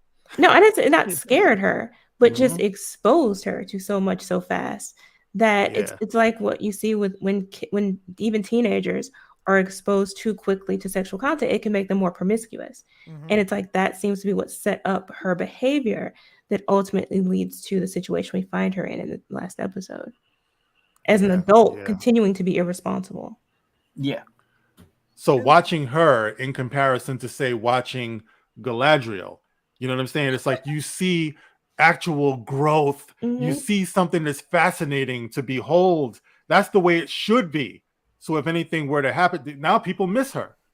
You And see what you know I'm saying? what's Like funny? if Galadriel, something would nobody would miss her. You know Exactly. what though, Mark? You put something really good there because Millie plays like a moody child in the first couple episodes. You know, she's very moody, like Galadriel, but yet we've come to accept her because she played the role perfectly. Like Yeah. Galadriel, she might be playing what they're telling her, but that actress, that's not Galadriel.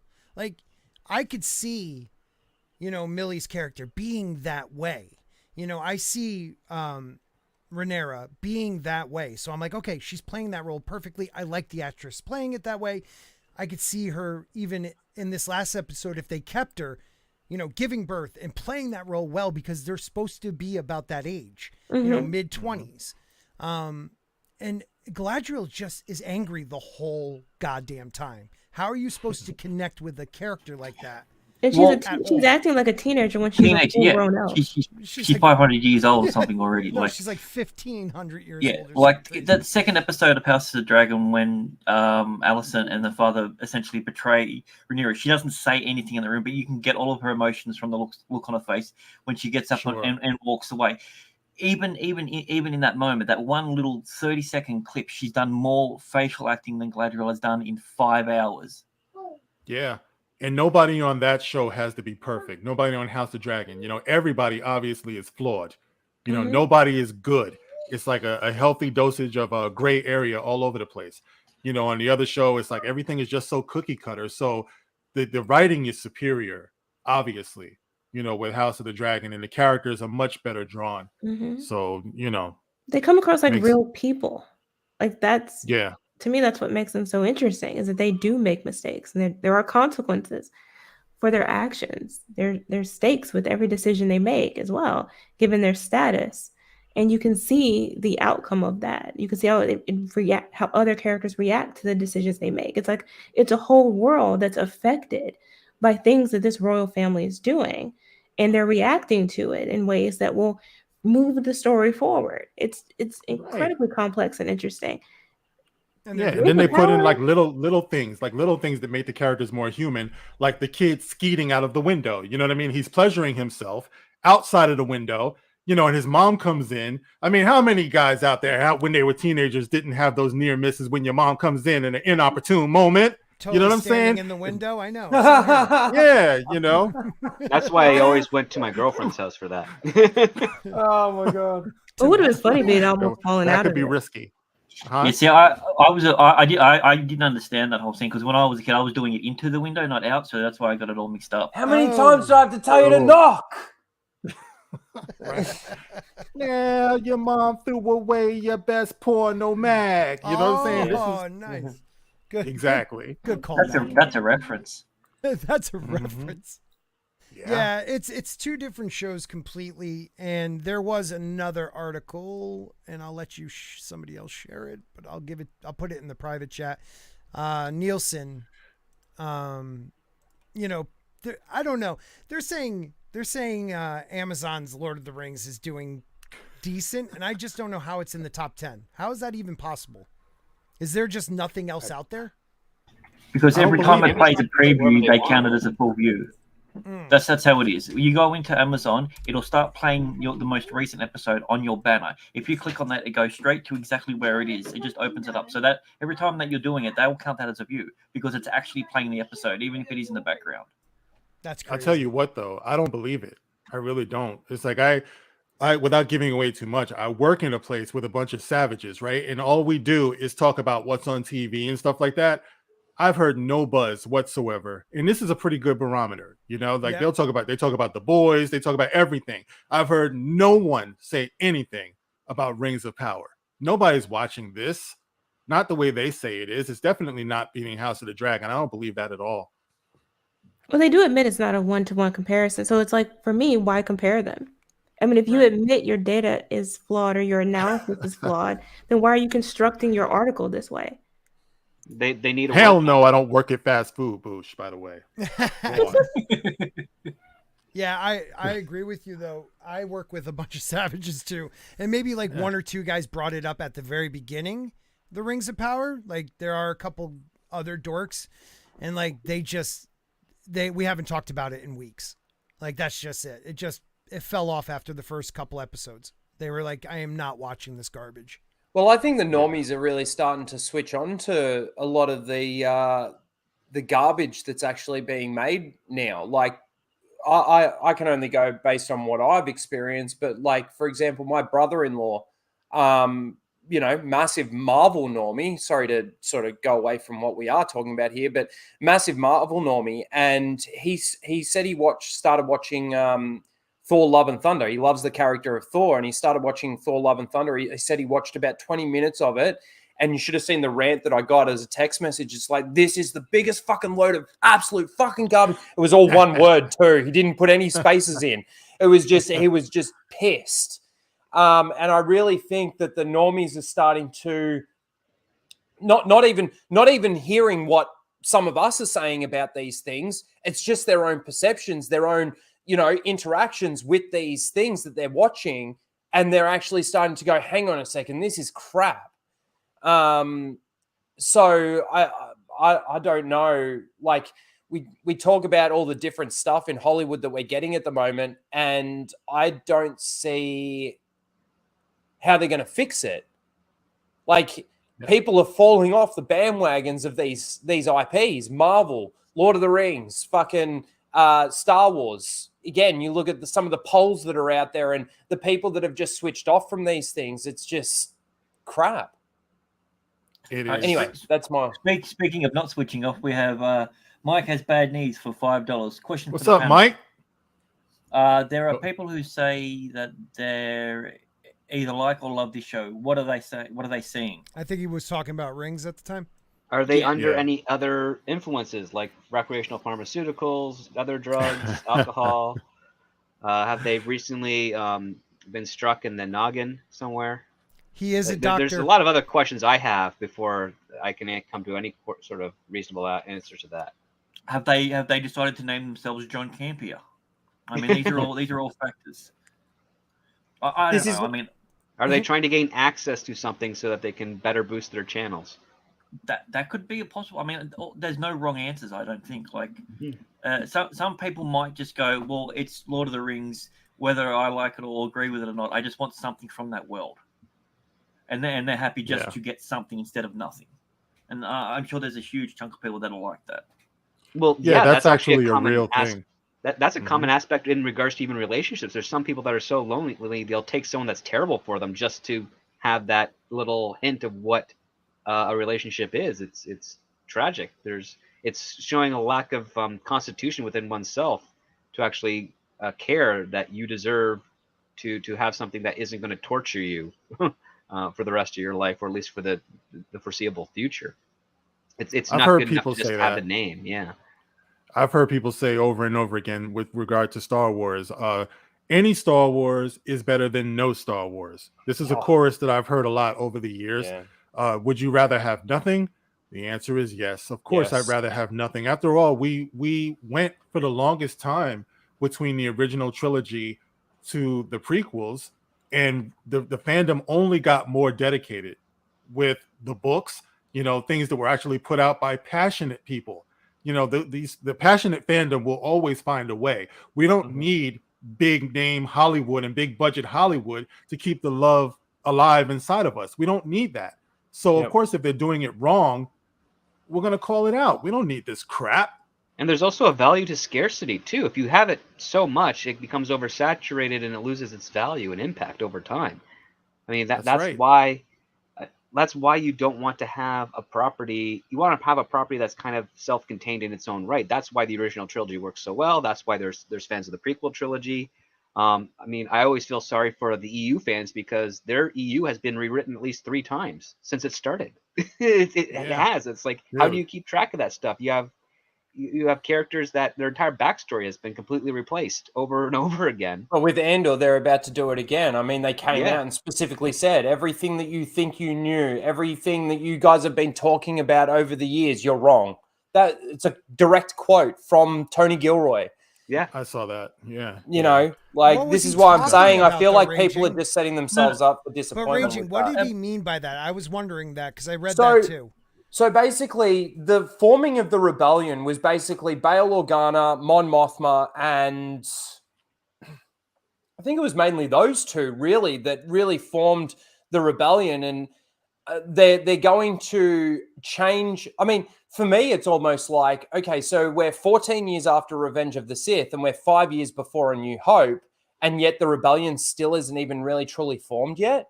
Like, that's a mistake. That's a change. That there's a lot of, I think the way that they're going to portray Mon Mothma in this is going to be completely different. Again, I haven't read all the stuff that sits in between this time period in the EU, but so I don't exactly know what they're going to change from it, but they've specifically come out and said that everything that you guys think you knew in this time period, you're wrong. So that just tells me that they're just changing the law. They're changing the canon. They're changing the continuity of this time period. Well, I used to think Star Wars was something worth watching, and now I don't. So they're right about that.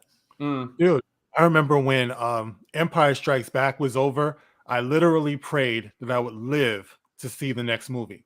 You know what I mean?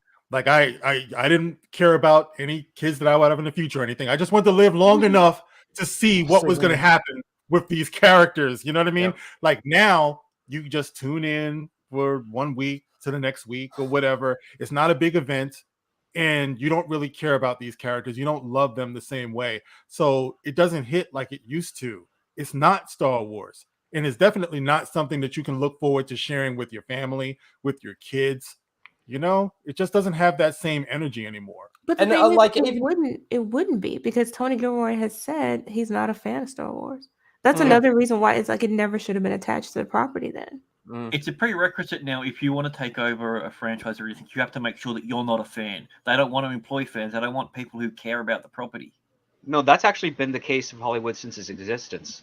And the reason being is that fans have a difficult time divorcing themselves from what's necessary to tell the story. But we're getting here are people that aren't fans and don't even care about telling a story, because there's a big difference. Oh, Because the not goal only is that you may not be a fan of Star Wars, but if you're hired to work on Star Wars, you have to learn everything about it to create the best story. But what ends up happening is that generally the writers that are hired for that, and they may not have been a fan at first, become a fan after they've started writing it and getting involved. Nicholas Meyer was not a fan of Star Trek, but he's its biggest fan now, because he kind of fell in love with the characters. He fell in love with writing them. He gave us The Wrath of Khan, and then he gave us The Undiscovered Country. Yeah. And he helped work on 4 and 5 to various degrees, and he loves talking about Star Trek. He wrote a Khan miniseries that is now being turned into, unfortunately, to a radio play or something of that nature. He became a fan as a result, but he's a writer first, and that's what Hollywood wants. They want writers first to become fans, or fans second, because unfortunately, if you Google any Star Wars fan film, you Google any Star Trek fan film, you're going to get the same things. Lightsaber battles in a forest or a desert that has no depth, not much else going on. Maybe a couple of like slow scenes of Boba Fett not talking in a bar somewhere and then shooting everything up. It's boring. It's derivative. It's also not very Star Wars, even though it looks Star Wars. Star Wars has heart, motivation, goals. The music doesn't sound like Star Wars as well. There's a lot of that. Like, you think about the music and the tone and how much the music actually relates to what you're watching on the screen in the originals and the prequels. And the music, like, I did hate in The Mandalorian, the techno. Like, get that shit out of there. That doesn't belong in Star Wars. It's the and the coloring too, like the lighting, the cinematography that they're using in Andor doesn't look like Star Wars.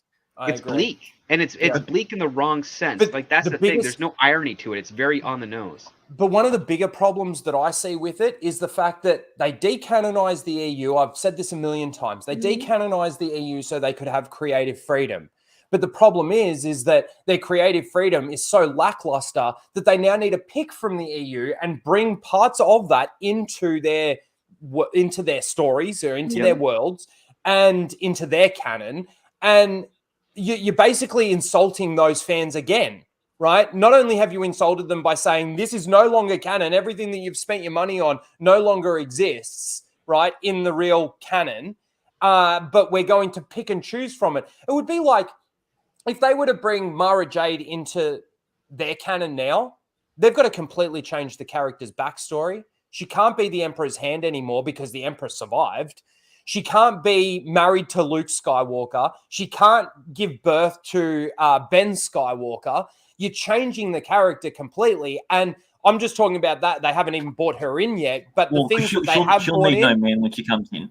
Just before you continue, we have a $2 super chat from Headless Ned Shorts. Money because Scott's not here. And that's how you do it. That's how you do it. To follow that up with 16-bit mascot. Scott's not here. Sweet. Hell, guys, thanks for the stream. There you go. But I think go on, Mark. I'm in the background. No, I was just going to say that it's just becoming more and more apparent that these people who are in control are hostile towards the fandom. It's not just that, they just don't care or whatever. They are actively trying to ruin what it is that we've loved for all of these years. Those are the same people who, when we were younger and stuff like that, they didn't understand it. They used to make fun of it. Now, somehow these people have gotten in positions of power. They've hijacked what we love and they're just destroying it. They're making it into something that's accessible for everybody else. And it's never been that. But see, that's why I feel like people are constantly setting themselves up for disappointment in regards, especially like with something like Andor, right? Like, there's a lot of praise out there right now for Andor. And yeah, it looks good. It's probably the best TV that they've done in regards to the way it looks, in regards to the way it sounds. I still think it doesn't sound like Star Wars. And Jane just mentioned, the coloring, like, it doesn't really look like Star Wars. But that's where I don't really get where this praise is fully coming from. Yes, it's not super insulting like Obi-Wan Kenobi or super offensive like Obi-Wan Kenobi. They completely fucked Obi-Wan Kenobi's story and the whole thing of our understanding of I haven't felt a presence since all of that sort of thing, right? Since last week. Yeah. Yeah. Obi-Wan demonstrating force power so powerful, we've never seen him in any of the films, and yet he's on the Death Star, and which is supposed to be a better fight, the final fight between these two. But also 10 years after, he's told by Yoda to go off and learn these things and, become more powerful in the Force. He cuts himself off from the Force, all of this kind of thing, right? I'll be right. Speaking of being all right, we have Jane Theory with a $5 super sticker saying, keeping it up. I think it's a blue pair doing workout. Yeah. Nice. It too, Jane. I don't know. I feel like again, people are just sort of setting themselves up for disappointment. But a lot of the fans within that IP, obviously Star Wars, we're talking about, the actual fans, the ones that actually like the originals and all of that sort of thing, they're tapped out. Especially after Obi-Wan Kenobi. It's going to happen, Rhino, sooner or later. But to talk objectively on my part is a strategic thing, because I know on my videos when I go hard on this stuff and I tease it and I, just make fun of it all, I read the room, and it seems like a lot of people are thinking that we here in this fandom are just haters all across the board.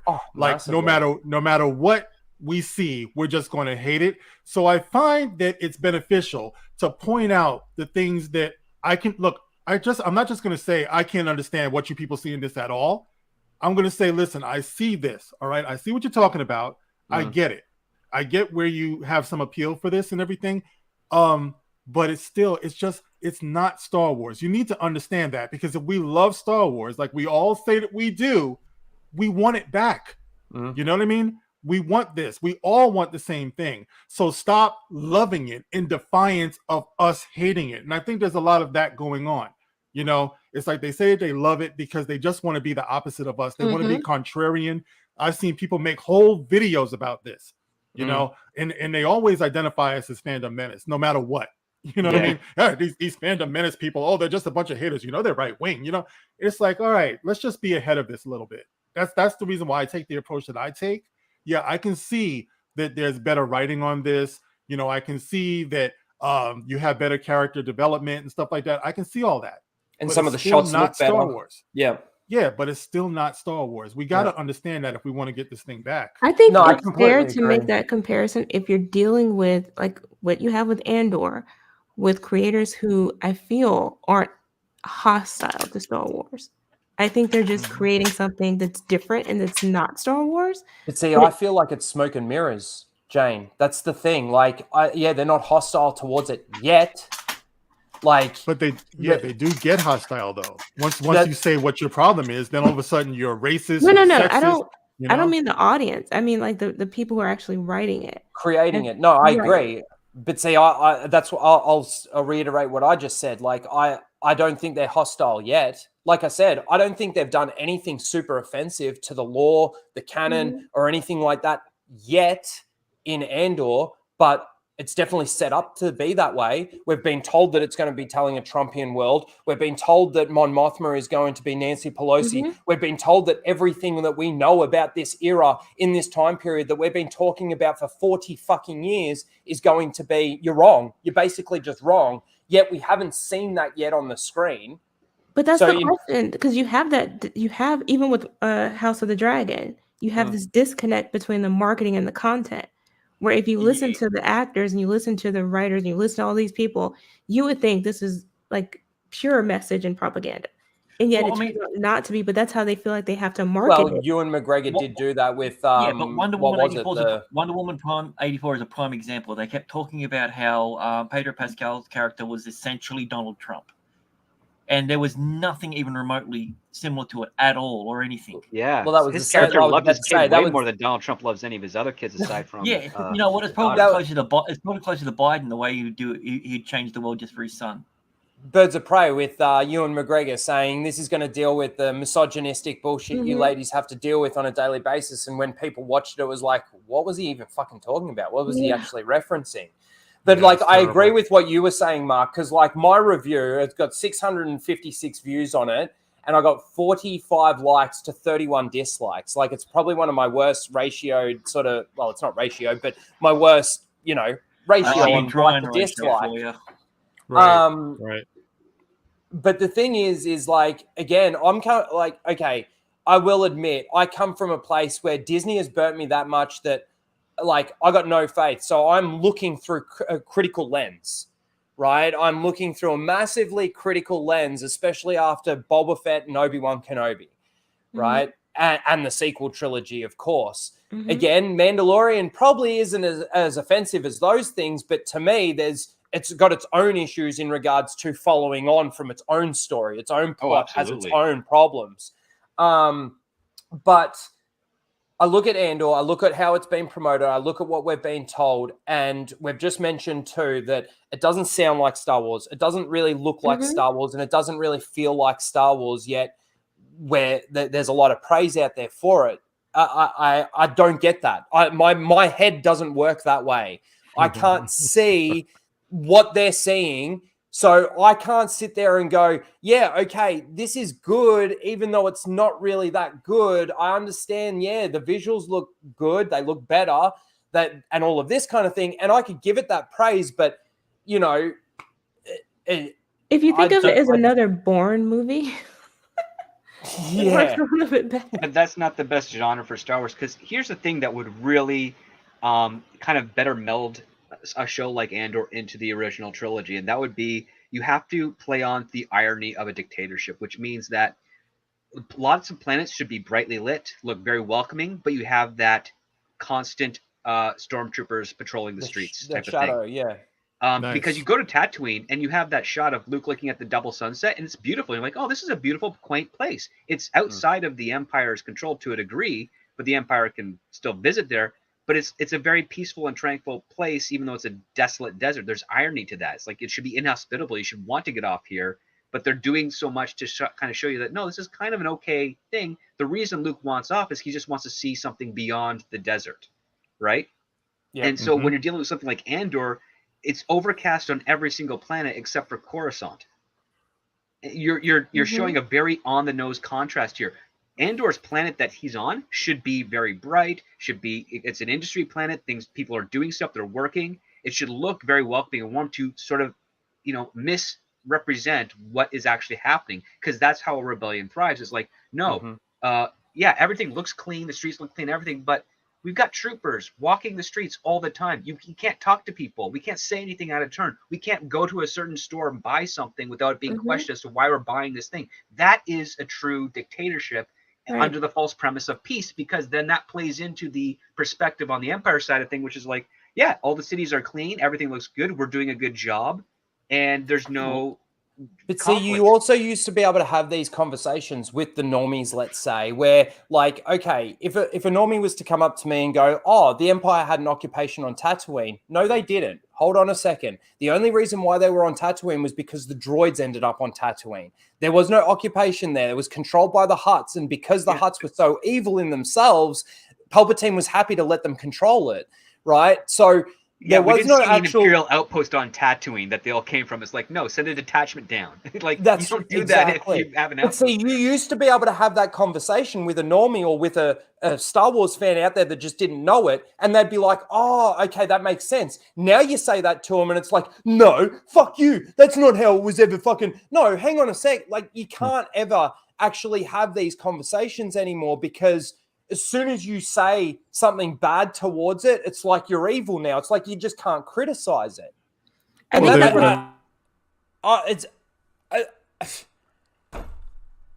even know. I think that's a product of them. You're not wearing the same shirt this time. No, thank God for that. I made sure of it. But you're They're absolutely dividing right. fans along social lines instead of along, whether you like this particular story or character or what have you. They're making every position a political one. So if you support this, and you're on this side of the political sphere. If you're against this, and you're on this side of the political sphere. Well, isn't it? And so you have to hate them or like this because of that. Isn't it funny though? Wasn't it funny that Tolkien and Star Wars used to be very clear about good versus evil, and House of the Dragon has always been in the grays, but now they're trying to be in the grays, and it's just not working for them. That's what I feel. Stalking fact. I may have think came you're out right. left field with that one, I guess. Yeah, I think No, you're you're right. right. But that also comes to the fact that you can't play in the gray unless you can clearly define the good and the evil. Like that's where you have fun playing in the gray, is when you know exactly what is good, what is evil. What we're seeing in some of these other forms is that no, they're going mostly on whims, and they're not really exploring the concept of it. I mean, I don't like the idea of following a main character who would just execute That comment. 2 guards that are Thank you. harassing him needlessly. Yeah. Exactly. Once again, Saturday morning serials. George Lucas was inspired by it. Steven Spielberg with Raiders of the Lost Ark, all of that stuff. You knew who were the good guys and who was the bad guys. When you hear bam, bam, bam, bam, bam, bam, bam, you know somebody's in trouble. You know that it's a bad situation, you know? And it was clearly defined that way. We depended on that. We knew that Luke Skywalker was our man. You know what I'm saying? Han Solo, you know, he had this thing where he was more into Han Solo self-preservation at is first. the soul to be saved. That's what he was in that thing. He's the soul to be saved. Here's the thing that I present, because I don't know why so many people push back on this, but Han Solo is a fantastic pilot, but a terrible smuggler, and that's the point. Because if he was a good smuggler, there'd be nothing at stake or nothing at risk when he's taking Luke and Obi-Wan to Alderaan. That's why you have that scene right after where he's desperate to get them. He's like, "Oh, I'm Han Solo. I'm captain. I'm too good for you. I'll decide whether I need you." And Obi-Wan's like, "Oh, is it a fast ship? I don't know anything about you." He's like, "Listen, I need the money. Like, I can do it. I'm the fastest ship. I can outrun Imperial freighters." He's trying to sell them the idea, and it's completely flipped just by Obi-Wan saying one thing. And then as soon as they're gone, and he's telling Chewie, "Oh yeah, they must really be desperate." It's ironic because Han's the one that's desperate, and we find out exactly why when Greedo says, "Yeah, you owe this mob boss a lot of money."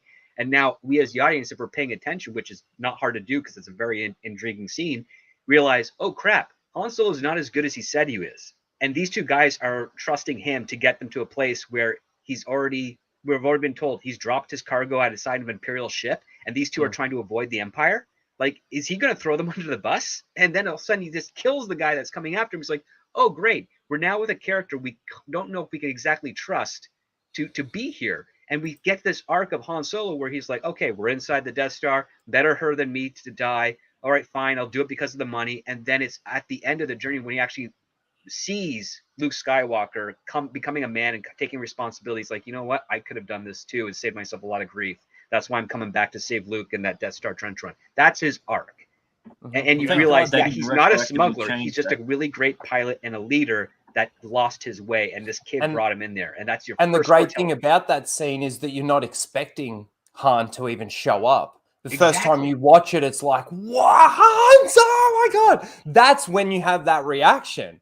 Because we've established a pattern that he doesn't do that type of thing. He doesn't behave that type of way. The closest we get to it is where he shoots that one stormtrooper and runs after them and yells the others to get back to the ship. That's your first hint, but you don't pay attention to it too well, because the moment he turns around the corner, he sees all those other stormtroopers and runs away. You're like, oh, okay, he was just kind of, buying some time or something. But that's his first glimmer of hope, where he's like, okay, he's on the path to being, the contributor that, and doing something more valuable as opposed to something that's selfish, which is what he's been doing up until that point. Which is why you should never have done a solo film. You should have done a Lando Calrissian film, and just had Solo as like a side character or maybe a cameo or something of that nature, because you can't we wouldn't have redefine the known character. how we got the dice, and then the whole Star Wars universe would have imploded. Yeah, the dice that was only in one movie. What impressed me so much with his character was the beginning of Empire. When you see him risk his life to go out there for Luke, the way he did, and then you see that he will not leave Leia when that bunker is under attack. He could have left. He's like, I'm not leaving without you. You're coming with me. I'm going to make sure you're safe. This has become his family. After, like, that's such a solid, strong, respectable arc to see a man go from not caring about anything, a scoundrel, a smuggler, whatever, to these people, they mean something to me. And the only reason why Han was going to leave the rebellion was because he ran into another bounty hunter, because Jabba sent out another bounty hunter after him, and he's like, I've got to go and settle this debt. I have to. I've now got to go and settle this debt with Jabba. Taking responsibility, something he never did. Yeah. There are actual arcs for these characters where, as I look at a character like Andor, And honestly, what is his story arc? I mean, we're getting a little bit of his backstory, but even in the backstory that we've got, do you even understand what they're saying to each other? Like when he says goodbye to his sister for the last time, it's like, and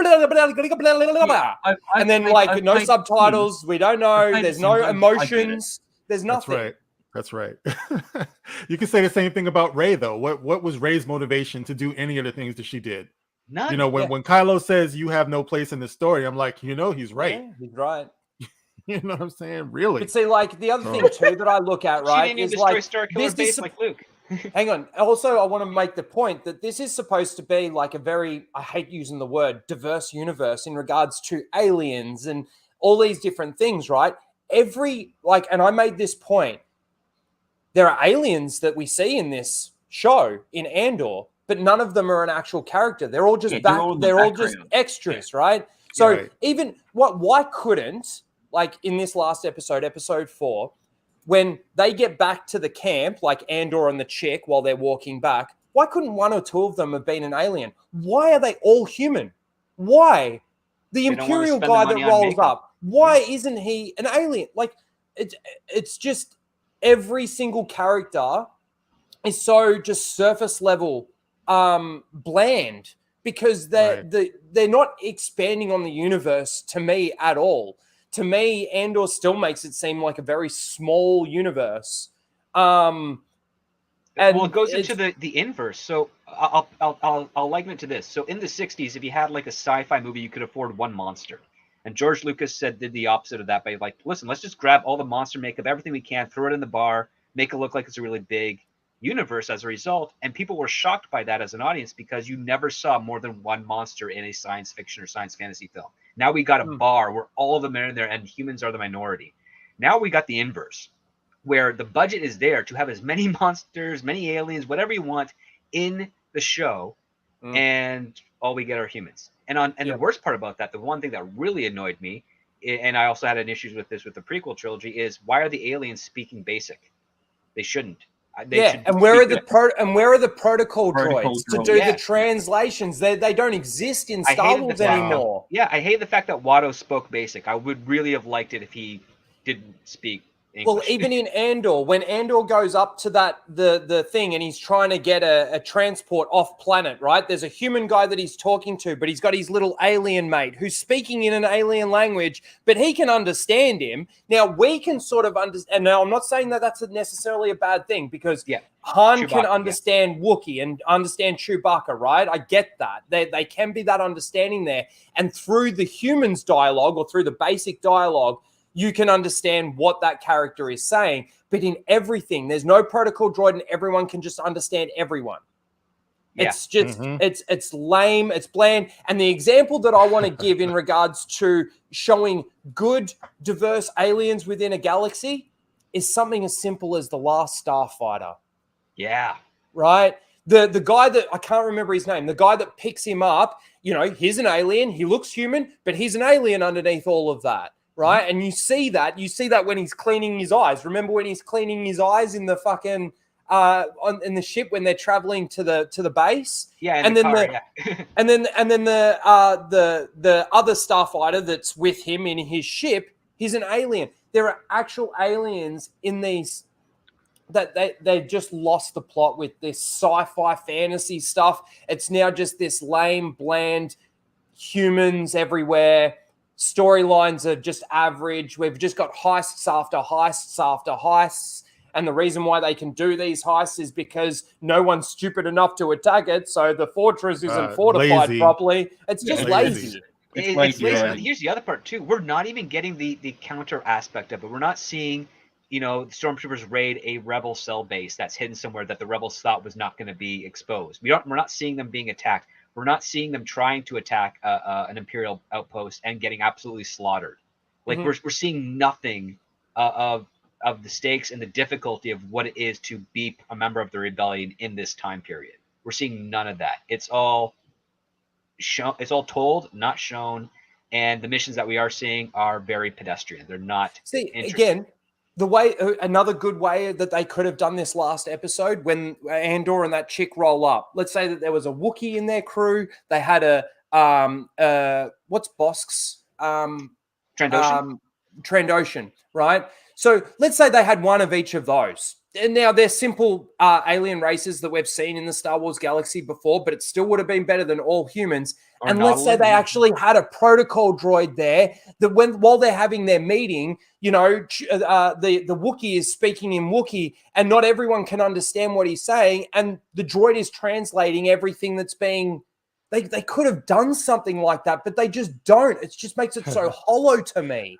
That was so much of the fun in Return of the Jedi. When 3PO is interpreting Jabba the Hutt. Yeah. When you hear Jabba the Hutt talking, it's like you don't have to understand everything he's saying and stuff, but they took care to give him the right mannerisms in his voice. You knew when he was mad, or first guy here, bro. So it's like you knew that you were dealing with you believed it. You believed that you were listening to some alien species talk their dialect. And we don't get that fun anymore. Where the negotiation for Chewbacca, right? When Leia comes in with Chewbacca and that negotiation that takes place, and you got C-3PO there, and he whacks C-3PO, and all of that does he whack him when Luke comes in, or? But anyway, you know what I'm saying? Like it would have just been better. Because he's holding a thermal detonator. So again, when Mon Mothma shows up at Luthen's store, right? All humans. No protocol droid in the store. Like, wouldn't he at least have a protocol droid in the store just in case an alien comes in that he can't understand? No, he's a space racer. Here's the other thing. Problem. I would have loved to have seen on Coruscant, because we know the Empire despises aliens. I would have loved to see them be mass deportation of aliens off of Coruscant. I think that'd be show how evil they would have been at the border. That way you can use it for an allegory. People talk about world building. This is world diminishing to me. Oh yeah, I mean that's one of J.J. Abrams' things too. Is like he shrinks the setting because he doesn't want to worry about the technicalities of, oh yeah, things are far away in space. That's why you have that hyperspace skipping crap, and just give us some time, give us a respite. It doesn't have to be more than like 90 seconds, but that's enough to establish what we need to do. I mean, I think JJ was literally thinking, oh, the moment that they went to hyperspace and Luke's doing that training stuff, and then they show up to Alderaan, oh, that's real time. It's like, no, we're coming into a part where they escaped into hyperspace. Luke has started his training, and Han's checking to see if he definitely outran them, and that takes a while. And then he comes in, he's like, yeah, we outran them, we're good. It's so things are happening in between. It's not a real time thing. That's it. Well, I mean, they fell apart when they broke the very first rule that it has to be a long time ago in a galaxy far, far away. You know what I mean? That means go on and take your imagination and go crazy. But these people, they completely lost that. All they still need to abide by the rules. They still need to abide by the rules. Grounded. Yeah, grounded. We want it to reflect, like you were saying, we want Nancy Pelosi. They're so far up in Trump's ass, guys, that it clouds everything that they do. Everything they do, they want to just keep this thing going where, these are the good guys, these are the bad guys, make America great again. Get over it. Get over it. We go to this stuff to escape that nonsense. But see, as somebody that knows elements of the law, I'm not here to say that I know everything about it, right? But I've mentioned this multiple times, but like with hyperspace jumps, right? You can't make a hyperspace jump within the atmosphere of a galaxy, within a gravity well of a planet, because it will tear the ship apart and all of this kind of thing. Now, in multiple things, The Mandalorian, the Book of Boba Fett, we saw it. In the Obi-Wan Kenobi show, we saw it. In the hyperspace skipping, there's no time that takes place within hyperspace. It's just teleportation. You're just at your new destination, right? But also, too, people want to argue with me about that. And the only point that I can give to them is, okay, so at the beginning of The Phantom Menace, what is the purpose of having the blockade if you can just make a jump from anywhere?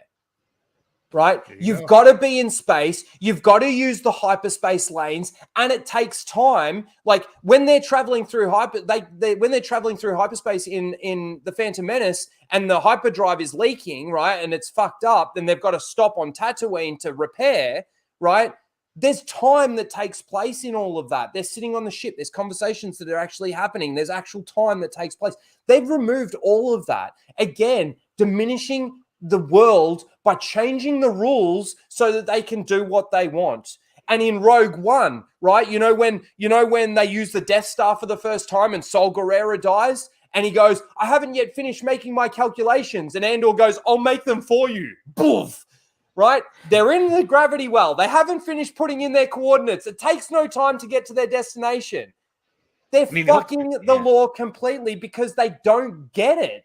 Well, not only that, I mean, you can tell they don't get it because when they state that, oh yeah, I designed a flaw in the Death Star. No, that's not a flaw. Having a shield on your exhaust port that's only 2 meters wide is not a design flaw. That is actually a miracle because you're talking about a single exhaust port right below the main port for a space station the size of a small moon. Yeah. If that's your only weakness, and it's still guarded with tons of laser towers in that trench, they got towers on the surface, and they have TIE fighters and other ships that can go around and protect it. It was a very difficult thing to do. To circumvent that, to say that it was an intentional design flaw, is asinine because it shows how uningenious the rebels were to figure out that they could try this long shot, incredibly difficult thing to pull off. It's supposed to be hopeless. But the moment you say, no, it's an intentional design flaw, it's like, okay, you've given them a hope. It should have been a necessary design. Yeah. Because it's an exhaust port. Yeah, it should have been necessary to power this space station to have these exhaust ports. But there was this one specific exhaust port that actually makes it to the main reactor, right? So out of all of them, yeah. Out of all of them, that's right. And who knows how many thousands upon thousands of them there were. It's like the rebels got lucky figuring this out in the short amount of time they had. Yeah. And they want their creative freedom, yet they can't create like aliens. They can't create. They can't create anything. Yeah. Speaking of getting lucky, we did a poll, and people seem to prefer us talking back and forth with each other over just reading articles. So that might be something that we might be doing something more in the future. But unfortunately, we are master conversationalists. We do have to wrap it up now. So we'll go around the horn and let everyone know what they're doing. Mark, what have you got planned coming up? Just a lot of mayhem and craziness, and I just do my thing on my channel. I'm not going to beg you people to come and watch me. It's there. Join me. Yeah, so make sure you go and see Mark. He really needs the views. He's begging for them. So, Rhino.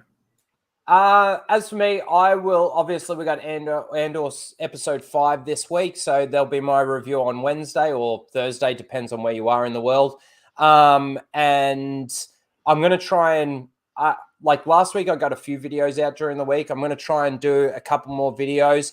I've got an idea in regards to another scripted video, so I'm going to try and start putting that together, one of my video essays. And if you haven't checked them out, like I did one on Luke Skywalker, I've done one on Boba Fett, I've done one on the importance of lore and continuity, so go and check those out.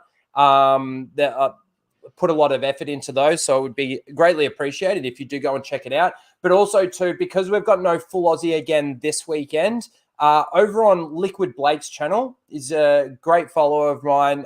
We're going to be doing a discussion on this movie, The Replacements, one of my all-time favorites. So, we're going to be talking about that over on his channel next Saturday. Gene Hackman's the absolute best. I just had to say that, guys. Oh, yeah. I love this movie. I fucking love this movie. I think it's so good. But yeah, Keanu Reeves. I don't think there's anything Keanu Reeves has been in that's actually been bad, really. Except that Johnny last Mnemonic Matrix. a bit of a weird one. Point Break is really good. Speaking that last of Matrix. Script Doctor, what do you got going on? Yeah. It's not his fault, though. No. I'm not entirely sure. I've been testing out some screen captures for video games that I do when I do decompress. Figure I'd be playing some of that. It's October, so I'm probably going to do something different. Because I did a successful test with Diablo, so I might do that because that's kind of a good Halloween kind of demons and hellscape game. So I might play some of that. I don't know, later tonight or sometime tomorrow for a little bit. But you can find me over on Nina Infinity's channel where I'll be talking with Jane and Scott about Rings of Power. Yeah. You sound so enthusiastic about that. It's listen, there's a lot I've seen that I can tolerate and get through. And I don't have as much. I mean, I absolutely adore Tolkien and the Rings and Lord of the Rings and The Hobbit, but I don't have as much personal association with as I do other franchises. But this one here, it's the first one where I don't need to see any of it ever again. Like it doesn't even register. You can't even learn from it. That's how bad it is. It really is. It's just terrible. It's the most incompetent thing I've ever seen put to film that has a budget behind it. Because I've seen a lot of independent films that are incompetent and terrible, but you can learn something from that. And people who have made them have learned and gone on to make great things. But Rings of Power, it's not about rings. It's not about power. It doesn't even have any of in it. Yeah, the only thing that you learn from it is you learn not to watch it. So. Yeah, pretty much. It doesn't even have any of in it. It's very ominous. It's without of. That's so good. No rings, no power, no of. No of. Speaking of someone, And even if you're using the of as like an initial for OnlyFans, none of that in it either. So.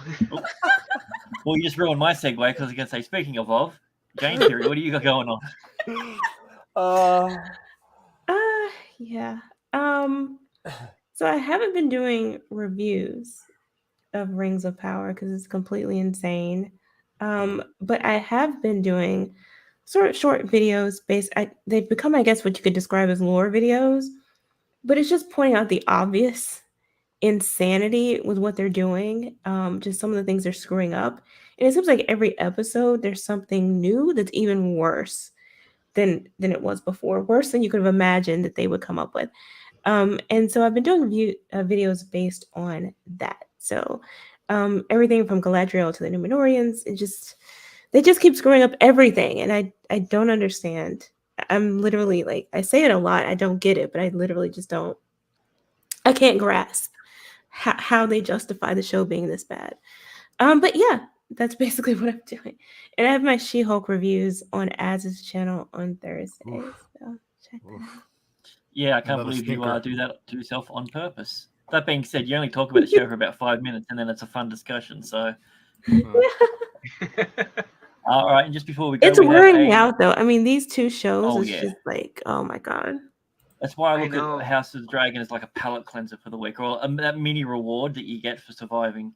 I've been watching old TV shows. Like I recommend if something new, go watch Reboot with Paul Reiser. It's actually not bad. Makes fun of woke, makes fun of Disney, makes fun of sitcoms. I've been watching old episodes of like Barney Miller, Quincy, Columbo, Cheers. Like I'm just watching stuff that's really good because I need it. That's to great. balance out the terrible stuff that's out there. Stuff that I watched as a kid, like when I was a toddler, and things that are on syndication shows. I managed to get them on Blu-ray and DVD and even digital, and I've been just watching that and be like, oh yeah, this is why I got into this industry. I remember I went on a binge not too long ago watching the old Untouchables and Gunsmoke. Oh yeah, great stuff. Great stuff. Yeah. Yep.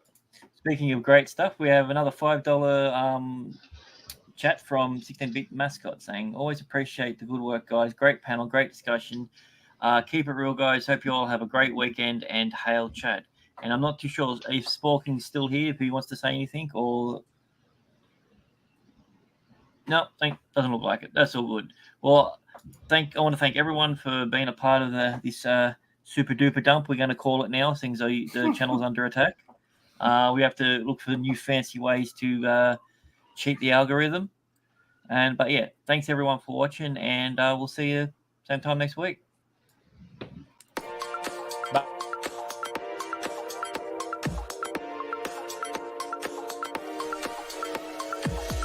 I ran downstairs just to say goodbye.